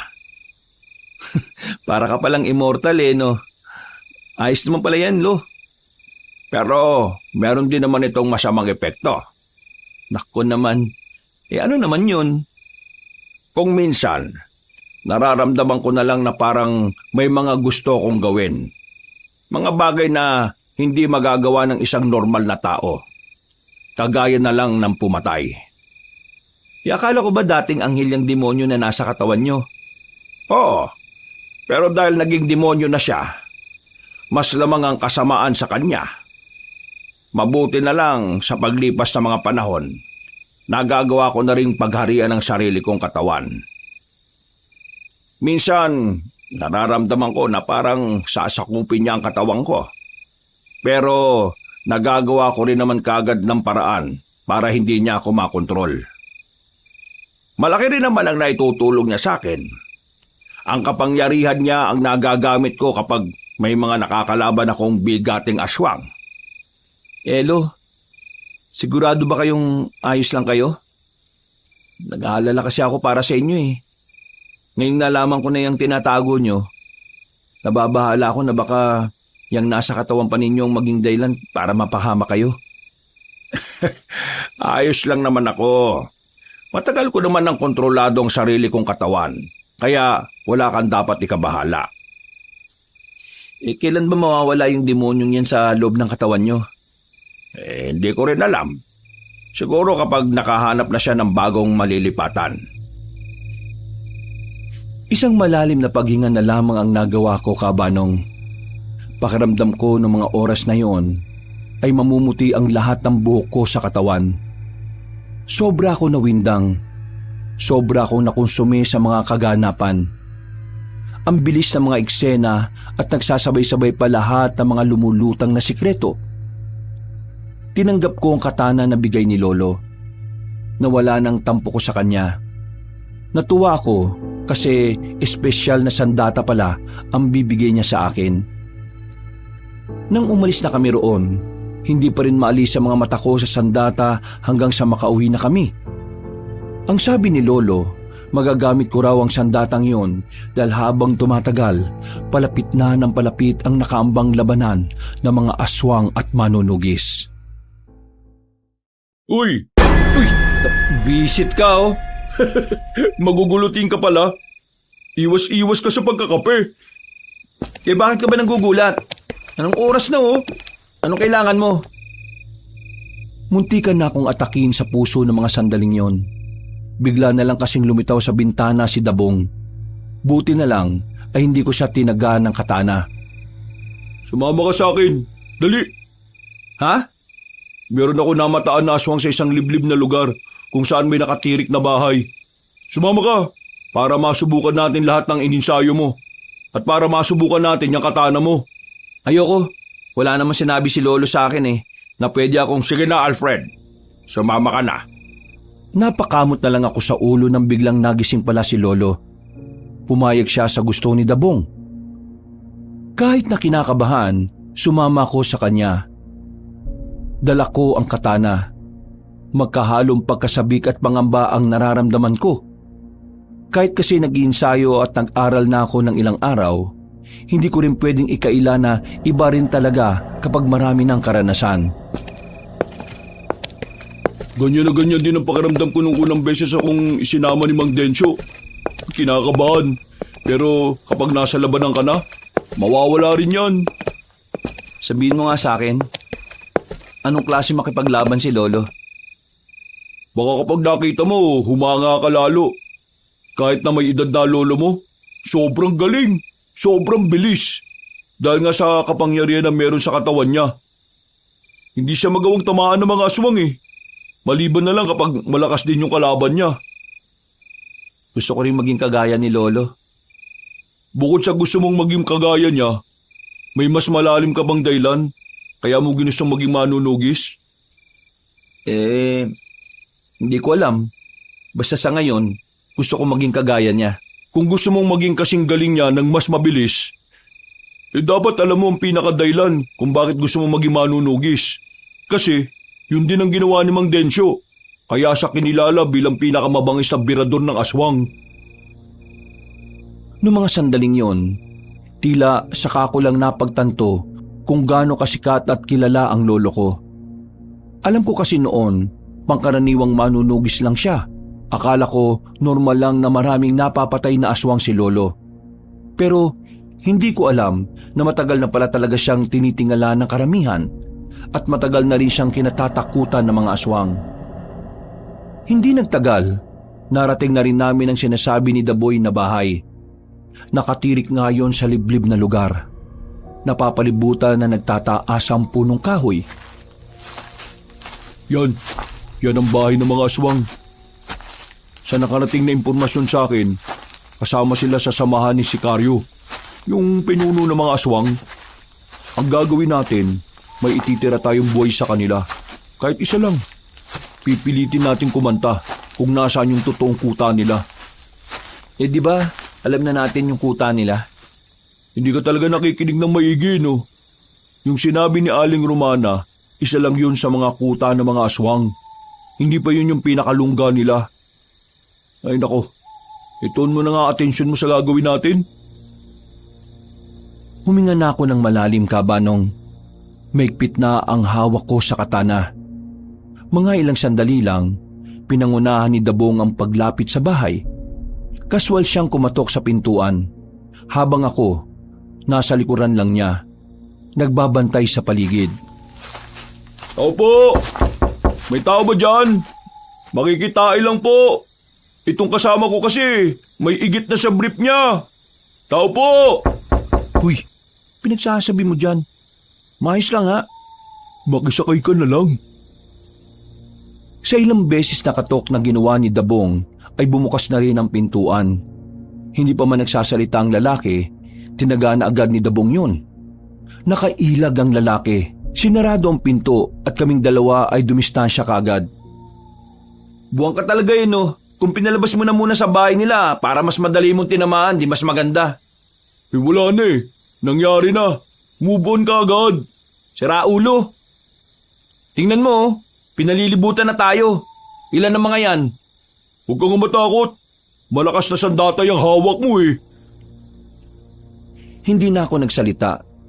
Magkatalikuran na kami nung oras na yon. Maya-maya lang ay bigla na lang tumakbo si Dabong palapit sa mga aswang. Naiwan ako mag-isa sa gitna. Hindi ko alam ang gagawin ko nung una. Hanggang sa nakita ko na lang siyang nakikipagsabayan na. Nagkaroon na ako ng dahilan para kalabanin na rin ang mga aswang. Gusto kong patunayan sa kanya noon na malaki na ang pinagbago ko mula nung una niya akong nakilala. Visit kayo mga aswang kayo! Yan! Sige! Marami pa pala sila eh! Mukhang patibong lang yata itong ginawa natin ah. Mas maganda nga yan eh, para mas lalo tayo magkaroon ng magandang laban. Buang! Huminga ako ng malalim at saka itinuon na lang ang atensyon sa mga aswang. Hinawakan ko ng maayos ang katana. Nang sabay-sabay na silang umatake, hinagupit ko ng malakas ang sandata ko. Hindi ko na namalayan na nakagawa pala ako ng isang malakas na hangin na nagmula sa katana. Bumulagta lahat ng mga aswang. Sumirit ang dugo sa katawan nila kahit na di naman dumampi ang talim ng sandata ko. Gagi! Angas! Ang lupit ah! Anong nangyari? Paano ko nagawa yun? Sabi ko naman sa'yo, di ba? Kakaiba't malakas talaga yung sandatang yan ni Mang Densyo. Ikaw na ang tagapagmana niyan. Anong gagawin natin ngayon? E di uwi na. Wala na tayo makakausap dito. Lahat pinatay mo eh. Napamalay ko bang mamamatay silang lahat sa ginawa ko? O ngayon alam mo na talaga na hindi pangkaraniwan yung katana na yan. Kaya dapat aralin mo rin yan ha. Marami kang maliligtas na buhay dahil dyan. Oh, tulungan mo na lang ako. Anong gagawin? Ipapasok natin dun sa bahay itong mga bangkay ng aswang. Tapos sisilaban natin yung bahay na yan. Teka, parang brutal naman yata yun. Yan ang hindi dapat ugaliin. Ang maawa sa mga aswang. Alam mo, lahat ng aswang salot. Kaya dapat matigas ang puso mo sa kanila. Tara na. Sinunod ko na lang ang sinabi niya, Kabanong. Habang tumatagal, nagiging maganda na rin ang samahan namin ni Dabong. Nagiging kasundo ko na rin siya. Pero paminsan-minsan, nagtatalo pa rin naman kami. Nagdesisyon kaming umuwi na lang kagad sa Baryo Magdangal. Sabik na sabik akong ibinalita kay Lolo ang nagawa ko. Pero malayo pa lang, natatanaw ko na kagad na maraming tao sa harapan ng bahay namin. Hindi ko alam bakit bigla na lang akong kinabahan. Pakiramdam ko, merong masamang nangyari. Kaya naman dali-dali akong tumakbo palapit doon. Dinatnan ko ang katawang nakahandusay sa bakuran namin. Mga 6 sila. At nang tingnan ko mga muka, doon ko na napagtanto na mga aswang pala yun. Dali-dali akong pumasok sa loob ng bahay. Inabutan ko si Lolo na nilalagyan na ng benda ang kamay niya. Lo, anong nangyari? Ayun, may mga nagtangka sa buhay ko. Kaso, hindi nila alam na hindi nila ako kaya. Wala to, nasugatan lang ako ng kaunti. Ikaw lang mag-isa laban sa mga salot na yon? Bakit? Hindi ka makapaniwala. Huwag ka mag-alala. Ipapakita ko rin sa iyo sa susunod kung paano ako makipaglaban. Mang Densyo, sino maglilinis sa mga kalat mo sa labas? Tinawag ko na yung mga tropa. Hahakutin nila yung mga katawan sa labas at sa gubat na lang nila susunugin. Kayo, kumusta naman pala yung lakad nyo? Wala kaming napakanta eh. Pinatay ni Alfred lahat eh. Isang ganun niya lang oh. Wung! Patay! Hindi ko rin inaasahan na magagawa ko yun. Nagulat din ako, Lo. Kung ganon, magaling ang ginawa mo. Ikaw talaga ang karapat-dapat na gumamit niyan. Ano na mangyayari? Ano nang susunod natin gagawin? Maganda na kayo. Dahil bukas na bukas din, lalarga na tayo para puntahan ang isa sa mga kuta ng mga aswang. Mga ilang sandali lang, dumating na rin ang mga kukuha ng bangkay ng mga aswang. Nakapagpahinga na rin kami ng mga oras na yon. Habang nakasandal ako sa dingding, napatingin na lang ako sa tako sa gilid. Ang tako na palagi kong ginagamit sa bilyar. Mula kasi na maging manunugis na ako, hindi na ako nakakapaglaro. Para kasing wala na akong ibang iniisip kundi ang mga aswang. Kinabukasan ng umaga, inutusan ako ni Lolo na mamili ng mga prutas na pwedeng ibaon sa paglusob namin. Habang nasa palengke ako, hindi ko inaasahan ang babaeng nakita namin sa isang baryo. Si Rosal. Hindi ko alam kung ano ang ginagawa niya sa baryo namin. Basta nakita ko na lang na meron siyang daladala na kung ano. Hindi ko na sana papansinin pero bigla niya akong hinarang. Uy, di ba ikaw yung kasama ni Dabong? Ano naman? Dito ka ba nakatira? Oo, bakit? Dito rin ako nakatira eh. Akala ko doon ka nakatira sa baryo kung saan ka namin nakita. Lumipat na kasi ako dito. Saan ka pala pupunta? Wala ka na ron. Ang sungit mo naman. Huwag mo akong kausapin. Hindi kita kilala. Hindi ba pwedeng maging magkaibigan tayo? Nagulat na lang ako nang bigla niya akong hawakan sa dibdib. Napatingin ako sa mga mata niya. makahulugan ang tingin niya sa akin. Mabilis ang mga pangyayari, Kabanong. Naramdaman ko na lang na makalapat na ang labi namin. At parabang wala na akong pakialam sa paligid. Nung oras na yon, nawala na ako sa sarili ko. Naging sunod-sunuran ako sa kanya. Hawak niya ang kamay ko habang naglalakad kami. Saka lang ako natauhan ng may maapakan akong matulis. Nasugatan ng paa ko. Pagtingin ko sa paligid, nasa kagubatan na kami. Agad akong lumayo sa kanya. Nagtataka, nababahala. Sinuyod ko ng tingin ang paligid. Hindi pamilyar sa akin ang buong lugar. Kinuha ko ang sanga at tinutok sa kanya. Anong ginawa mo sa akin? Sino ka? Paano mo ako dinala rito nang hindi ko namamalayan? Ha? Ikaw ang sumama at pumilit sa akin na magpunta rito. Ang sabi mo sa akin may gagawin tayong dalawa na medyo bastos. Tumigil ka! Wala akong natatanda na may sinabi ako ganyan, ha? Totoo ang sinabi ko. Paano naman kita madadala rito nang hindi ka pumapayag? Hindi ko alam, pero pakiramdam ko, meron kang ginawa sa akin na kakaiba. Kakaiba? Ang sinasabi mo? Hindi kita maintindihan. Ako na nga ang pumayag sa gusto mo tapos ngayon parang ako pa yung may balak na masama sa'yo.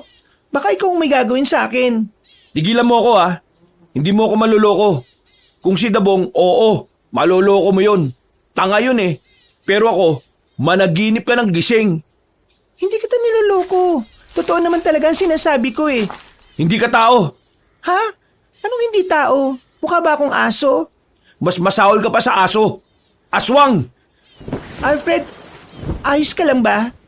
Yun mga naiisip mo, hindi na normal Paano mo nalaman ang pangalan ko? Ha? Sinabi sa akin Wala siyang sinasabi sa'yo. Ha?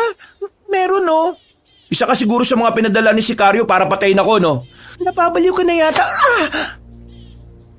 Hindi ko na pinatapos ang sasabihin niya nang hagupitin ko siya ng hawak kong sanga. Dahil matalim ang bandang dulo noon ay nasugatan ko siya sa muka. Dito ko na nakita kung papaanong nagbago ang reaksyon ng kanyang muka. O di ba tama ako? Hindi ka tao? Isa kang aswang? Ginagawa ko lahat para walang masaktan ngayon. Pero ikaw ang nagtulak sa akin na gawin ito. O bakit? Tingin mo naman matatakot ako sa'yo? Oo, dapat ka matakot kasi wala kang dalang kahit na anong armas. Noong mga oras na yon, Kabanong, ay saka ko lang napagtanto na ang tanging magagawa ko lang sa kanya noon ay sapakin siya sa muka. Hindi ko dala ang katana ko. Naalala ko na bibili lang pala sana ako sa palengke noon. Humigpit ang hawak ko sa sanga. Kahit na alam kong wala rin namang magagawa ang sanga na yon, hindi pa rin ako nagpakita ng kawalan ng pag-asa. Ano naman? Kung ano man ang binabalak mo sa akin, hindi ko hayaang magawa mo yun. Nang ganun-ganun na lang. Sige, tingnan natin kung kakayanin mo ang gagawin ko sa'yo. Biglang nagbagong itsura ng pagmumukha niya. Nawala ng kagandahan nito. Kumulubot ang mukha nito. Dumami rin ang balahibo nitong itim sa katawan. Lumundag siya palapit sa akin. Hinampas ko siya ng sanga sa mukha. Pero naputo lang yon. Nang mahawakan ko siya sa balikat, sinuntok ko siya sa panga. Pero parang hindi siya tinablan. Kaya ang ginawa ko, dinakma ko ang dibdib niya. Malambot. Kahit ako nagulat din sa ginawa ko. Pero dahil doon, tila nawala siya sa sariling wisyo. Sinamantala ko ang pagkakataon kaya tinusok ko ang mga mata niya gamit ang daliri ko. Batid kong wala akong magiging laban sa kanya. Kaya noong mga oras na yon, mas pinili ko na lang na tumakbo. Nilakihan ko ang bawat takbang ko. Pero sadyang mabilis ang babaeng aswang. Agad niya akong nasundan at naharangan. Kahit pipikit-pikit ang mga mata niya, ay malakas naman ang kanyang pakiramdam. Talagang ginagalit mo ako, Subukan mo lumapit. Dadakmain ko ulit yan. Bago mo matakma to, datakmain ko rin yung mukha mo. Oh, baka nakakalimutan mo. Bawal mo akong patayin, di ba? Gusto ng pinuno nyo na bihagin lang ako para gamitin laban sa lolo ko. Oh, alam ko, no? Ganon ang plano ninyo. Sa sinabi kong yon, ay tila kumalma siya ng bahagya. Napagtanto niya rin siguro na hindi niya ako pwedeng panggigilan. Kaya naman kumuha na naman ako ng pagkakataon. Dinampot ko ang lupa sa gilid. Paghawak ko, naramdaman kong may malambot. Wala na akong pakialam kung may tae yun ng baka. Binato ko sa kanya at agad din namang lumapat sa mukha niya. Gigil na naman siya sa akin. Sa puntong yon ay nakatakbo na naman ako. Buong akala ko ay makakatakas na ako dahil nakarating na ako sa kalsada. Pero pagtingin ko roon, hindi rin ako pamilyar sa kalsadang yon. Visit naman talaga to. Nasaan na ba talaga ako? Mas madali niya akong makikita kapag nasa kalye ako. Kaya bumalik ako sa kagubatan.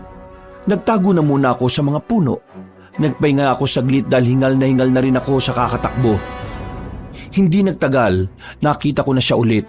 Parang naamoy niya talaga kung nasaan ako. Tumingin ako sa gilid-gilid para maghanap ulit ng pwedeng ipamprotekta sa sarili ko. Ang kaso nga lang, mga tae na naman ng kalabaw ang nakita ko sa gilid. Wala na akong choice. Kailangan kong gamitin yon para makaligtas ako. Nang makalapit na siya sa akin, dinakot ko ng 2 kamay ang dumi ng baka at saka sinampal ko sa mukha niya. Pakiramdam ko noon, sirang-sira na ang utak niya sa sobrang asar. Sobrang epektibo kasi noon dahil diring-diri siya. Natatawa nga ako noon dahil yun ang unang beses na nakakita ako ng aswang na sobrang arte. Wala namang gaanong amoy ang dumi ng baka dahil damo o dahon lang naman ang kinakain ng baka. Yan! Namnamin mo yan, buwisit ka! Habang hindi siya makagalaw dahil sa hilamos na ebak, dali-dali naman akong tumakbo. Bumalik na ako sa kalye. Sa sobrang pagnanais ko na makalayo kagad doon, hindi ko na nararamdaman ang sugat ko sa paa. Makalipas lang ang ilang sandali, tuluyan na rin akong nakalayo. Nakarating na ako sa terminal. Dito ko na napagtanto na hindi pala ako nakakalayo sa baryo namin.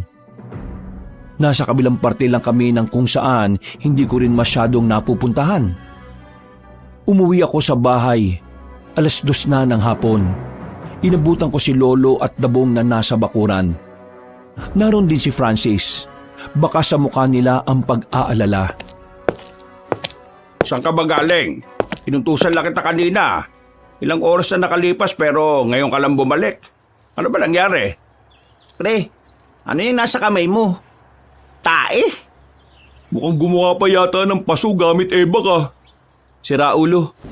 Itong nasa kamay ko ang ginamit ko para matakasan ko si Rosal. Siyedong Rosal.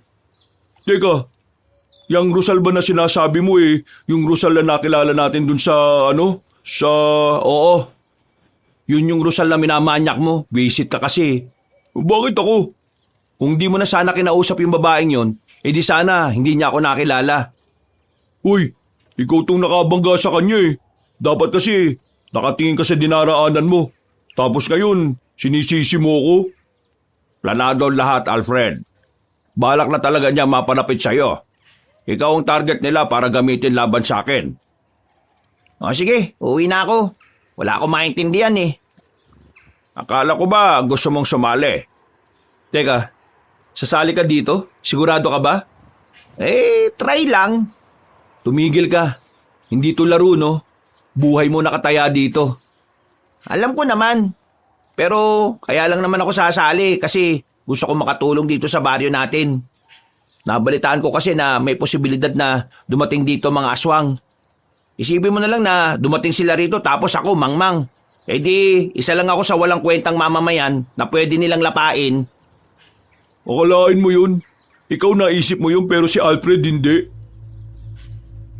Sa sinabing yun ni Francis ay bigla kong napaisip, Kabanong. Tila ba mas naintindihan ko na kung bakit kailangan kong labanan ng mga aswang. Ang dahilan ni Francis ay ang naging pundasyon ng pagiging manunugis ko. Sa isang iglap lang, nagkaroon ng saysayang mga gusto kong gawin bilang manunugis. Mukhang alam mo na ngayon kung ano ang papel mo bilang manunugis, Alfred. Tumango na lamang ako. Nang maging kalmado na ang kalooban ko, agad akong nagtungo sa dibombang tubig. Binuhusan ko kagad ang kamay ko. Pagkatapos, nagpahinga lang ako saglit. Naghihintay na lang na lumipas sa mga oras. Habang tulala at naiisip pa rin ang mga nangyayari sa kagubatan, Nilapitan ako ni Francis. Pre, wag mo na lang sabihin na sinabi ko to sa iyo, ha? O bakit? Ano ba yan? Kanina kasi, nakita ko si Mang Densyo sa likod ng bahay ninyo. Nagiging kulay itim lahat ng mata. Tapos, nangingitim yung magkabilang kamay niya. Pre, aswang ba si Mang Densyo? Aswang ba lolo mo? Hindi siya aswang. Meron siyang kakaibang kondisyon sa sarili niya. Oh, saan ka naman pupunta? Dito ka lang. Gisingin mo yan si Dabong kapag aalis na. Kakausapin ko lang ang lolo sa loob. Tumango na lamang si Francis. Iniwan ko sila sa bakuran. Pinuntahan ko si Lolo sa loob na abalang naglilinis ng kanyang mga gamit. Napangiti pa siya sa akin nang makita ako. Umupo naman ako sa harapan niya. Lo, magtapat ka nga sa akin. Ayos ka lang ba? Yung demonyo dyan sa loob mo, ayos lang ba? Huminga ng malalim si Lolo at sandaling itinigil ang kanyang ginagawa. Napangiti siya ng papilit. Hindi na ako makakaila sa'yo. Sa totoo lang, nitong mga nakaraang araw ilang beses kong nararamdaman na parang gusto niyang ariin ang katawan ko. Kapag nangyari yon, siya na ang kukontrol sa akin. Lahat ng gusto niya, pwede na niyang gawin. Tingin ko kaya nangyayari to dahil tumatanda na rin ako. Umihina na ang katawan ko para pigilan ang paglabas niya. Wala ba talagang ibang paraan para makaalis siya sa katawan mo? Ang taging paraan lang para iwan niya ako, kailangan niyang makakita ng mas malakas na katawan. Ibig sabihin, kaya nandito pa rin siya sa akin dahil ako lang ang malakas na pwedeng makatagal sa kanya. Ano po bang mangyayari niyan kapag napagarian niya ang katawan niyo? Ang mangyayari, mahihirapan tayong talunin ng mga aswang. Kahit hindi pa nila nakikita ang itim na itlog, mas makakalabang sila sa atin. Ang kinatatakot ko, paano kung wala na ako sa sarili at nakita nilang itim na itlog? Paano nyo tatalunin si Sicario? Huwag ka naman magsalita ng ganyan, Lo. Sa kakaisip mo ng negatibo, mas lalong lalakas ang demonyong nasa katawan mo . Kung sa bagay, tama ka nga naman. Kailangan maging positibo lang ako lalo na sa mga ganitong pagkakataon. Hindi ka naman nag-iisa sa laban, Lo. Kasama mo naman kami. Si Francis nga na walang insa-insayo, sasama mamaya . Pag namatay yun, bahala kayo sa burol nun . Grabe ka naman sa kaibigan mo. Ikaw nag-iisip ng negatibo . Paano? Matatakutin yung taong yun. Antok nga, hirap na hirap siyang labanan . Yung mga aswang pa kaya. Nagtawanan na lang kaming dalawa ni Lolo. Makalipas ang ilang oras, tuluyan na nga sumapit ang kinagabihan. Napuno ang bakuran namin ng mga manunugis. Bago kami umalis, sandali silang kinausap ni Lolo. Mga kasama, ang ating pupuntahan ngayong gabi ay isa lamang sa lungga ng mga aswang. Kaya naman, hindi tayo maaaring maubos o mamatay kagad. Mahaba-haba pang lalakbayin ang ating pakikipaglaban. Hindi pa natin nakakaharap si Sicario. Kaya ang gusto ko lang, maging alerto. Maging focus tayo sa ginagawa natin. Seryosohin natin to. Alam niyo naman kung gaano katuso ang mga aswang. Basta ang tatandaan niyo lang, kahit na anong mangyari, ay kailangan natin maging matatag at matapang. Gagawin natin to para sa ating mga pamilya, para sa ating baryo at para sa ating kapayapaan. Nagpalakpakan ng malakas ang mga manunugis. Pre, ikaw na bahala sa akin mamaya . Dapat nga huwag ka nang sumama . Sasayangin mo lang ang buhay mo dito. Ikaw naman, kung makapagsalita naman to, parang mamamatay ako kagad. Sinasabi ko lang na delikado ang papasukin mo. Hindi kita mababantayan doon. Alam nga naman na ikaw lang intindihin ko. Hindi naman ako nakagalaw na maayos. Wag mo na pala akong intindihin. Ako nang bahala sa sarili ko.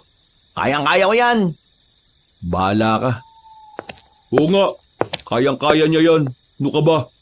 Dapat may tiwala ka sa kanya. Saka pa. Bago kami umalis ng baryo, nagsagawa pa ng padasal ang ilan sa mga kalugar namin. Alam kasi nilang lahat kung saan ang tungo namin. Nung gabi ring yun, Pre, malayo ba pupuntahan natin? ewan ko, hindi ko alam. Basta, sumunod ka na lang. Alfred, anong gagawin mo mamaya kay Rosal kapag nakita mo siya? Ngayong daladala ko na tong katana ko, ihiwain ko katawan niya sa dalawa. Ingat ka, Alfred, ha? Magaling man din lang ang mga babaeng aswang. Alam ko, natuto na ako sa ginawa niya nung una. Natigil ang aming pag-uusap nang sumenyas na si Lolo Dencio. Marahan kaming upo lahat. Sa mga sandaling yun, naramdaman na namin ang presensya ng mga aswang. Pero nanatili kaming tahimik sa kinalalagyan namin. Nakatingin lang kami sa magiging senyas ni Lolo.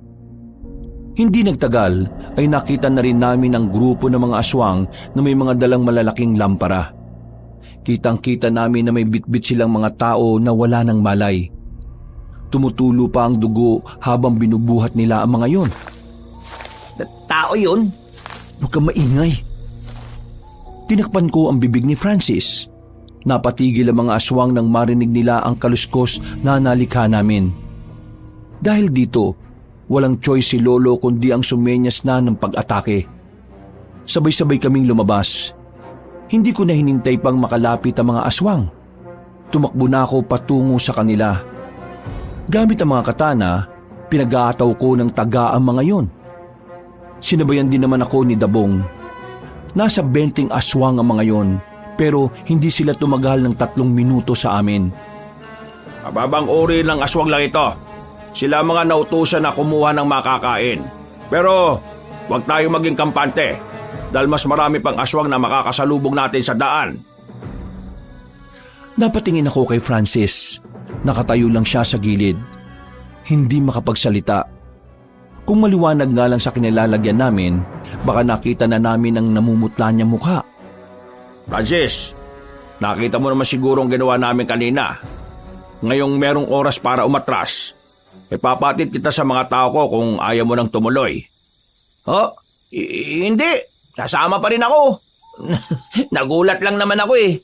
Pero mamaya, makakasabay na ako sa inyo. Sigurado ka ba? Oo, sigurado ko. Humanga ako ng bagya sa kaibigan ko ng mga oras na yon. Nakikita ko sa kanya kung papaano niya naisin na makatulong sa pagprotekta ng kapayapaan ng baryo. Umiiling na lang ako. Hindi ko kasi inakala na ganun siya katapang. Noong mga bata pa lang kasi kami, kagat lang ng langgam ay umiiyak na siya. Muli kaming nagpatuloy sa paglalakad. Bandang 9:00 na nang may matanaw na kaming mga aswang. Nakatitig sila sa harapan ng punong akasya. Palagay namin noon, galing sila sa mahabang paglalakbay at nagpapahinga lamang sila sandali. Mag-ingat ang lahat. Hindi na mababang uri ang mga aswang na yan. Elo, anong uri ng mga aswang na ba yan? Mga aswang na asbo. Mga aswang na apdo? Asbo, hindi apdo. Abdo ang putik. Maginis ka nga ng tenga mo. Tabong, kayong 5. Doon. Alfred, kayong 5 sa kabila. Kami naman dito. Palilibutan natin sila. Bibiglay natin sila habang kampante sila sa paligid nila. Iwasang makagawa ng kahit na anong ingay para hindi sila mabulabog. Ihatid natin sila sa impyerno habang natutulog sila. Bilang pagsang-ayon ay tumango na lang kami kay Lolo. Sinunod namin ang sinabi niya. Nang makita naming nakapwesto ng iba naming mga kasama, sabay-sabay kaming tumakbo palapit sa mga aswang na nagpapahinga. Pero bago kami makalapit, bigla silang nagising. Ang iba ay naging anyong malaking aso, habang ang iba naman ay nagbago lang ng anyo ang muka. Karamihan sa kanila gumapang paakyat ng puno, pero may ilan din naman na talagang sinalubong kami. Napasabak na kami. Kanya-kanyang laban, kanya-kanyang kaharap. Una kong hinanap si Francis. Kahit naabala ako sa pakikipaglaban, hindi ko maiwasang hindi mag-alala para sa kanya. Pero nang makita ko siya, napangiti na lang ako nang makita kong nagagawa na niyang makapalag sa aswang nakaharap niya. Hoy! Gilid! Ay, gagi! Buti na lang ay narinig ko ang tinig ni Dabong. Kung hindi ay baka tinamaan na ako ng sakmal ng isang malaking itim na asong aswang. Tinaga ko yun at tinamaan naman sa katawan. Salamat, Dabong ha! Anong salamat? May bayad yan! Ay, buwisit! Sinuyod ko pa ng tingin ang buong paligid. Nakita kong nakalalamang kami sa laban. Pero may ilang aswang na rin ang nasa itaas ng mga puno. Hindi bumababa ang mga yon. Bala ko na lang sanang patamaan ng bato yon, pero nanlaki ang mga mata ko sa ginawa ni Lolo. Nakita ko mismo kung gaano kataas ang ginawa niyang paglundag. Naabot niya ang aswang. Hinila niya pababa. Ganon din ang ginawa niya sa iba. Walang kahirap-hirap niyang pinagpapapaslang ang mga yon gamit ang mataas niyang talon. Lo, paano mo nagawa yun? Isa lamang yan sa mga abilidad na meron ng kapangyarihan ko. Mas marami ka pang makikita sa mga susunod na senaryo, Apo. Lalo kong ginanahan ng mga puntong yon, Kabanong. Parang nasabik akong makita kung papaano ba talaga lumaban si Lolo. Ilang sandali lang, tuluyan na rin naman naming natalo ang mga aswang. Pero may ilan sa kanila ang nagawang makatakas. Kagaya ng ginawa namin sa una, sinunog namin ang katawan ng mga aswang na yon. Pagkatapos ay nagpatuloy na kami na parabang walang nangyari. Bandang alauna na ng madaling araw nang marating na rin namin ang lungga ng mga aswang. Yari sa kawayan ng mga kabahayan doon. Meron pa silang malaking bandila sa bungad ng kanilang lugar. Nandito na tayo. Ito na ang lugar na sinasabi ni Romana. Mas maraming malalakas na aswang sa loob. Ramdam na ramdam ko kahit na nandito pa lang tayo. Mang Densyo, yung pinuno nila, nandyan ba? Hindi ko nararamdaman ang presensya niya. Pero meron akong nararamdaman na isang presensya na talagang nakakahigit sa kanila. Si Rosal, malakas ang kutob ko na siya ang namumuno dyan. Kung ganun, siya nga siguro yung kanang kamay ni Sicario. Magsasama-sama tayo sa puntong ito. Ihanda nyo na ang mga maliliit na gaserang garapon. Sindihan at ihagi sa lugar nila. Saka tayo lulusob papasok. Inilabas na namin ang gaserang garapon na inihanda namin. Bawat isa kasi sa amin ay may 3 ganon na ibinaon. Si Francis lang ang wala kasi biglaan lang din naman ang pagsama niya sa amin.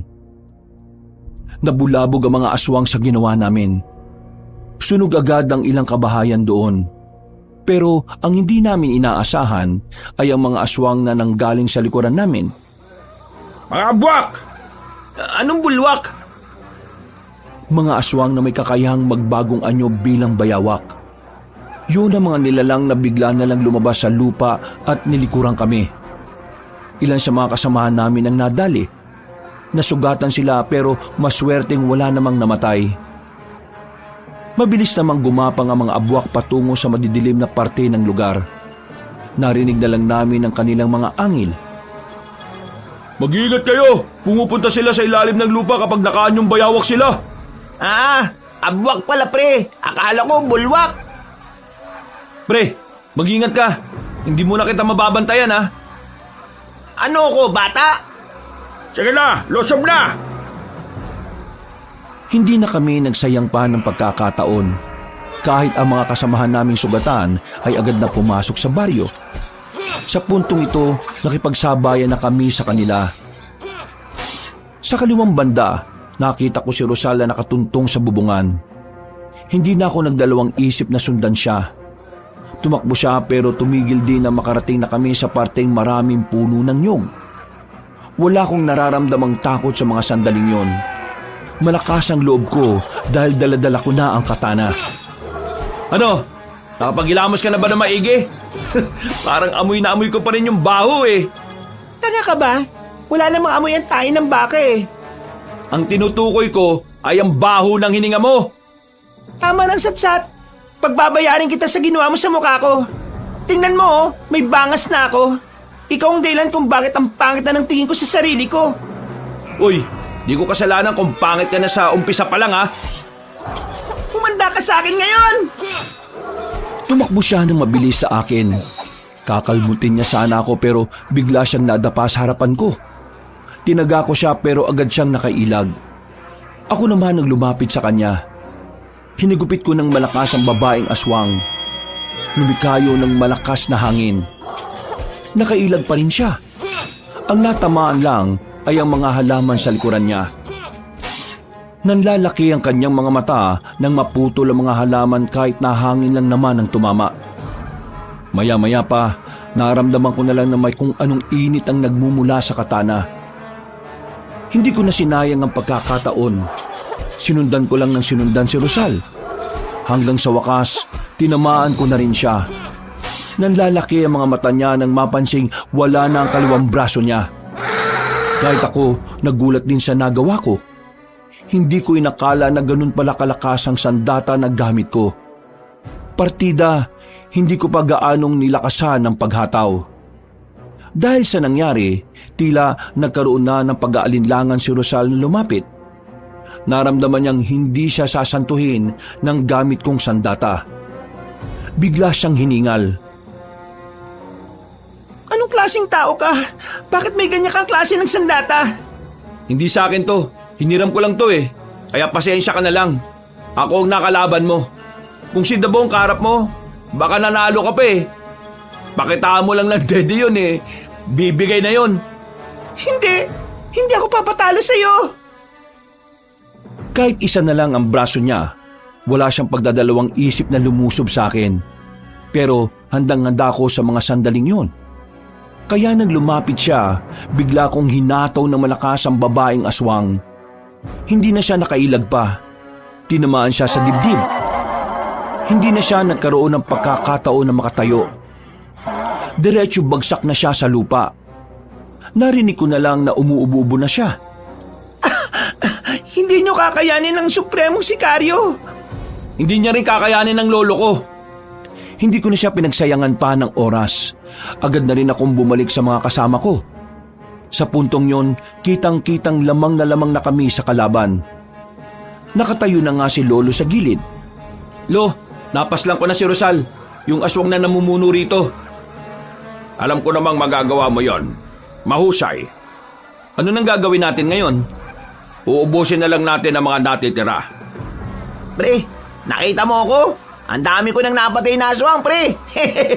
Mga 2. Dami nga ah. O sige na, tapusin na ninyo yung mga natitira para makabalik na tayo. Pre, tara na. Nagmamadali naming nilapitan ni Francis sa mga aswang. Inakyat na rin namin ang mga nasa bubong. Wala kaming pinatawad.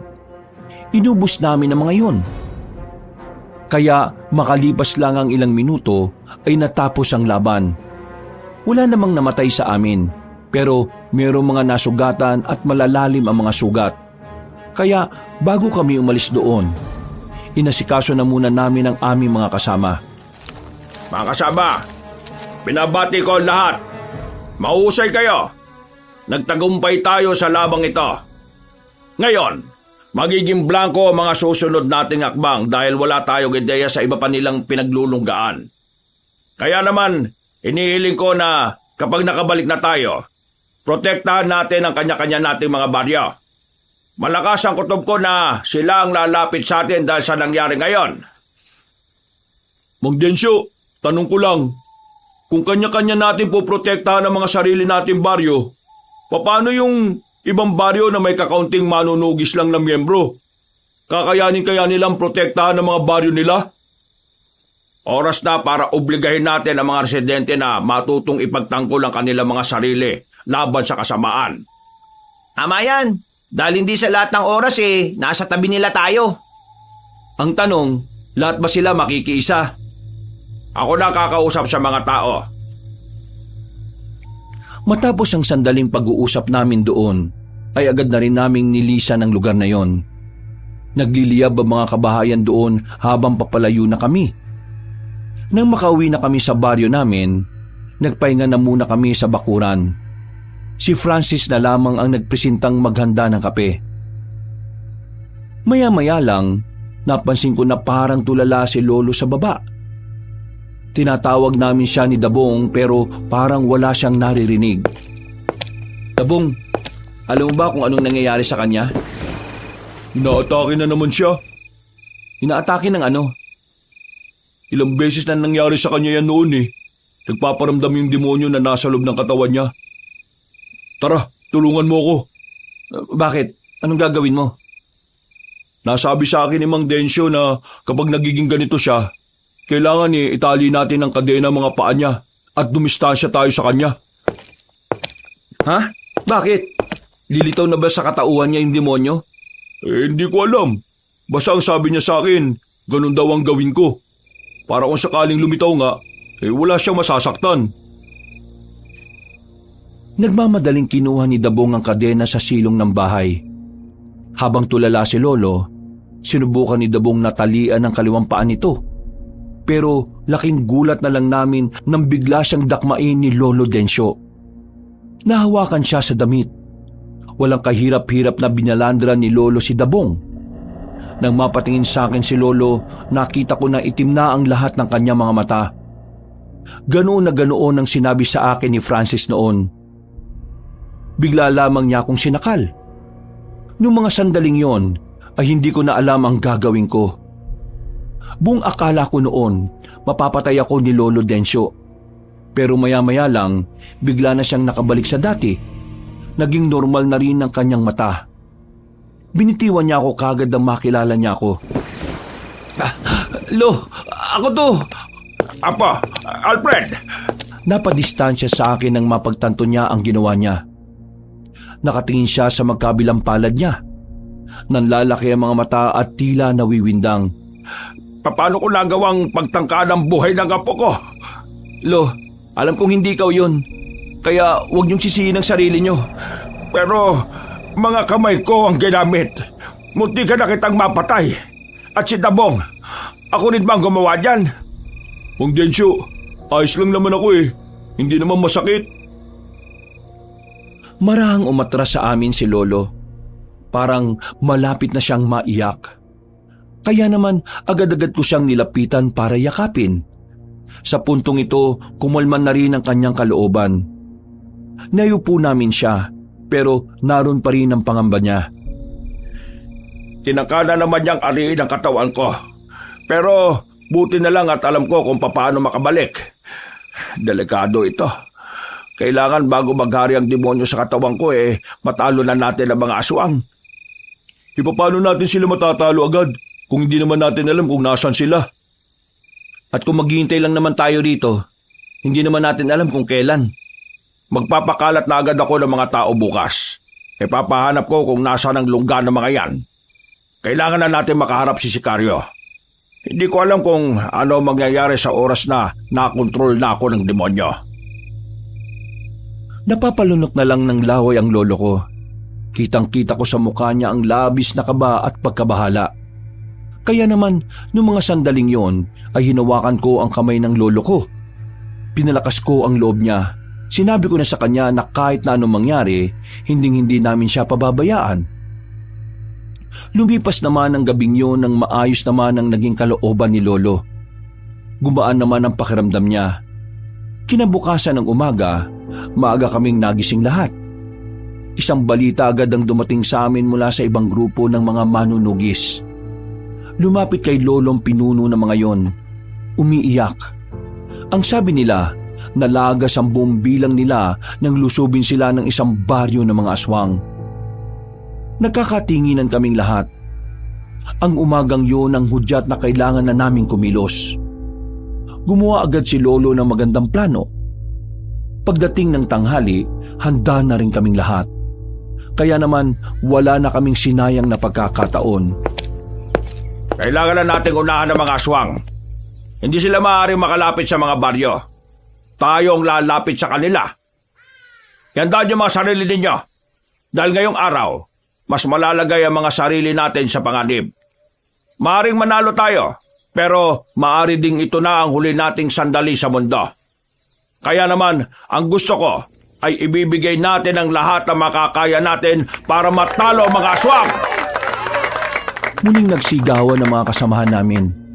Sa mga sigaw nila, kahit papaano ay nakahugot kami ng lakas ng loob. Agad-agad na rin kaming umalis. Halos 2 oras din ang paglalakbay namin. Nandito na tayo mga kasama. Iandaan ninyo mga sarili ninyo.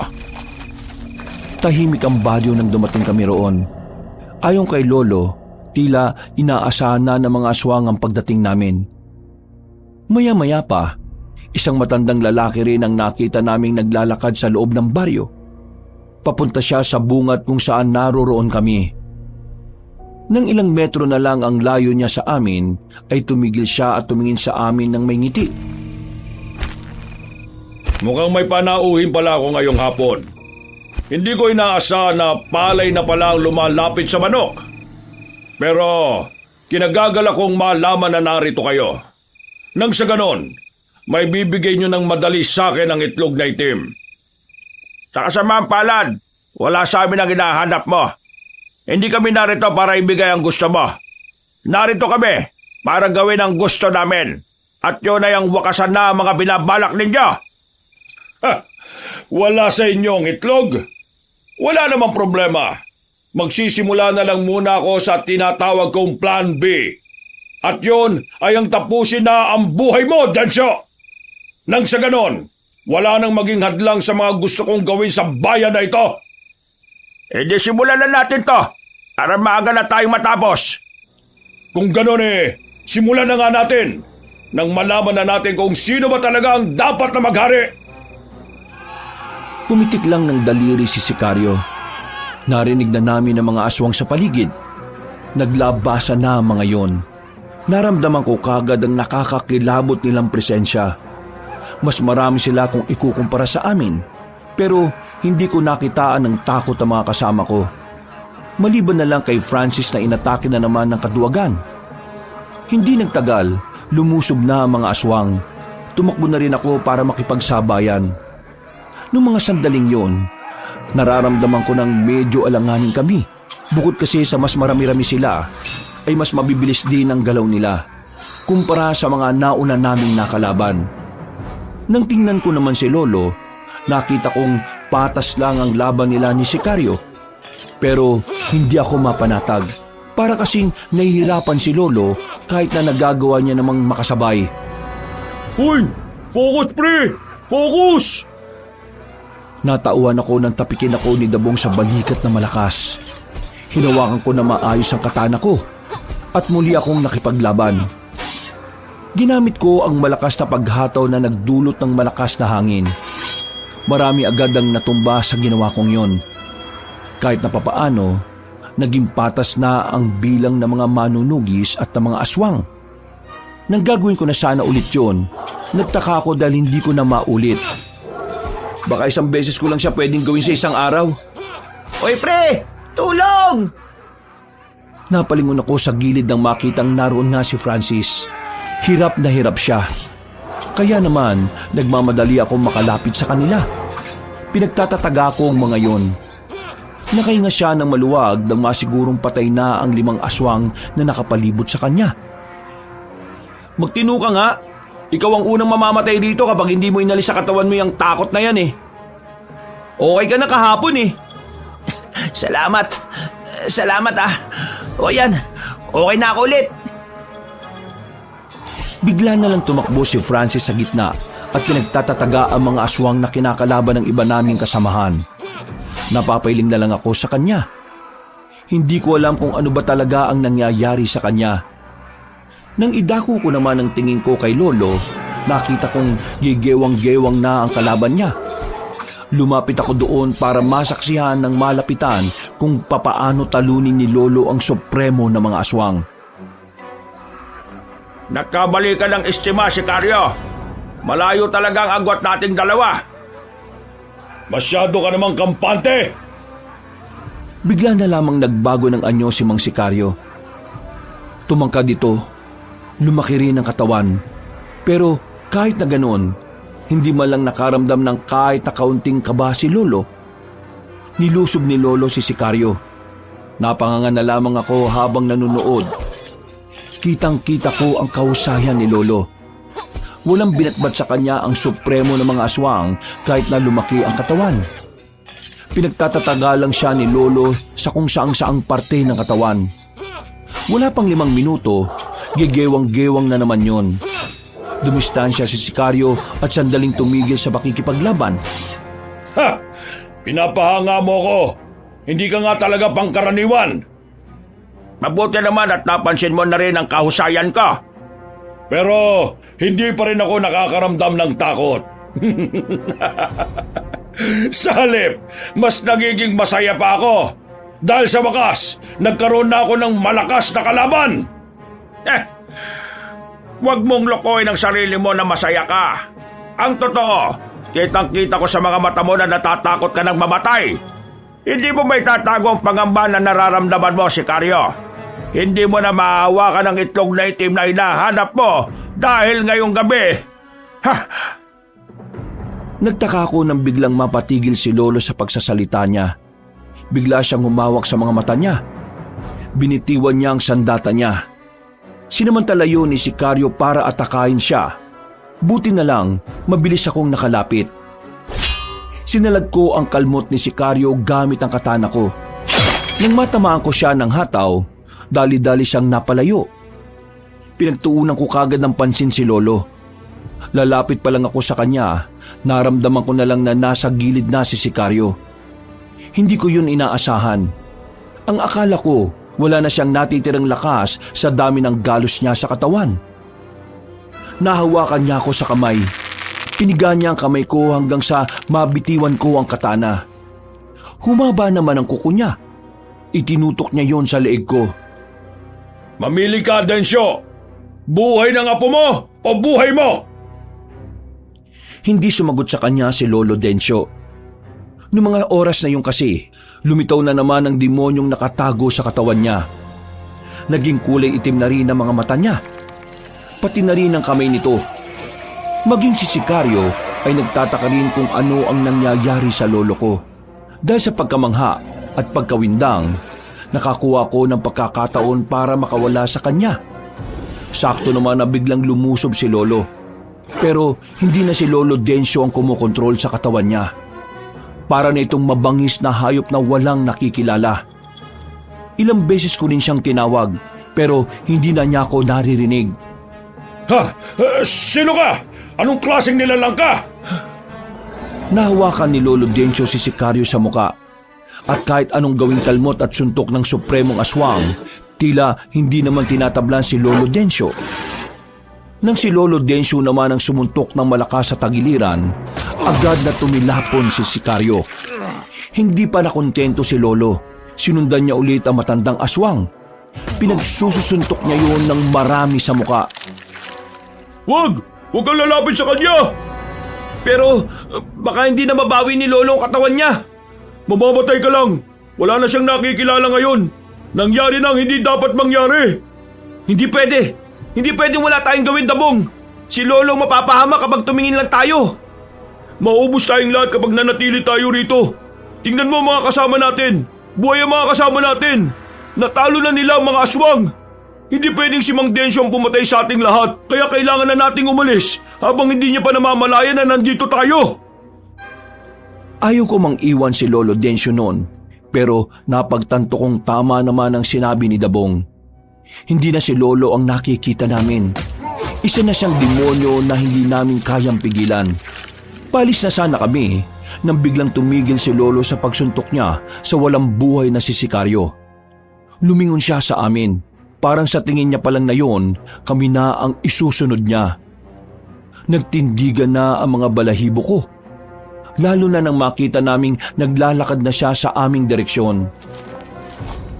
Mga kasama! Tumakbo na kayo! Ako nang bahala rito! Ano pinagsasabi mo? Mamamatay ka nga eh! Hayaan mo na ako. Lolo ko naman siya eh. Baka kapag narinig niya ng paulit-ulit ang boses ko, makabalik siya sa dati. Bakit hindi mo? Sige na kasi! Dali na! Umalis na kayo! Wala na siyang nagawa nang itulak ko siya. Napapailing na lang siya at sinimulan ng umalis. Ilang sandali lang, lumapit na sa akin si Lolo Densyo. Bigla na lang niya akong sinakal. Buong akala ko noon ay katapusan na ng buhay ko. Pero nagulat na lang ako nang bigla niya akong mabitiwan. May tumara kasing palaso sa balikat ni Lolo.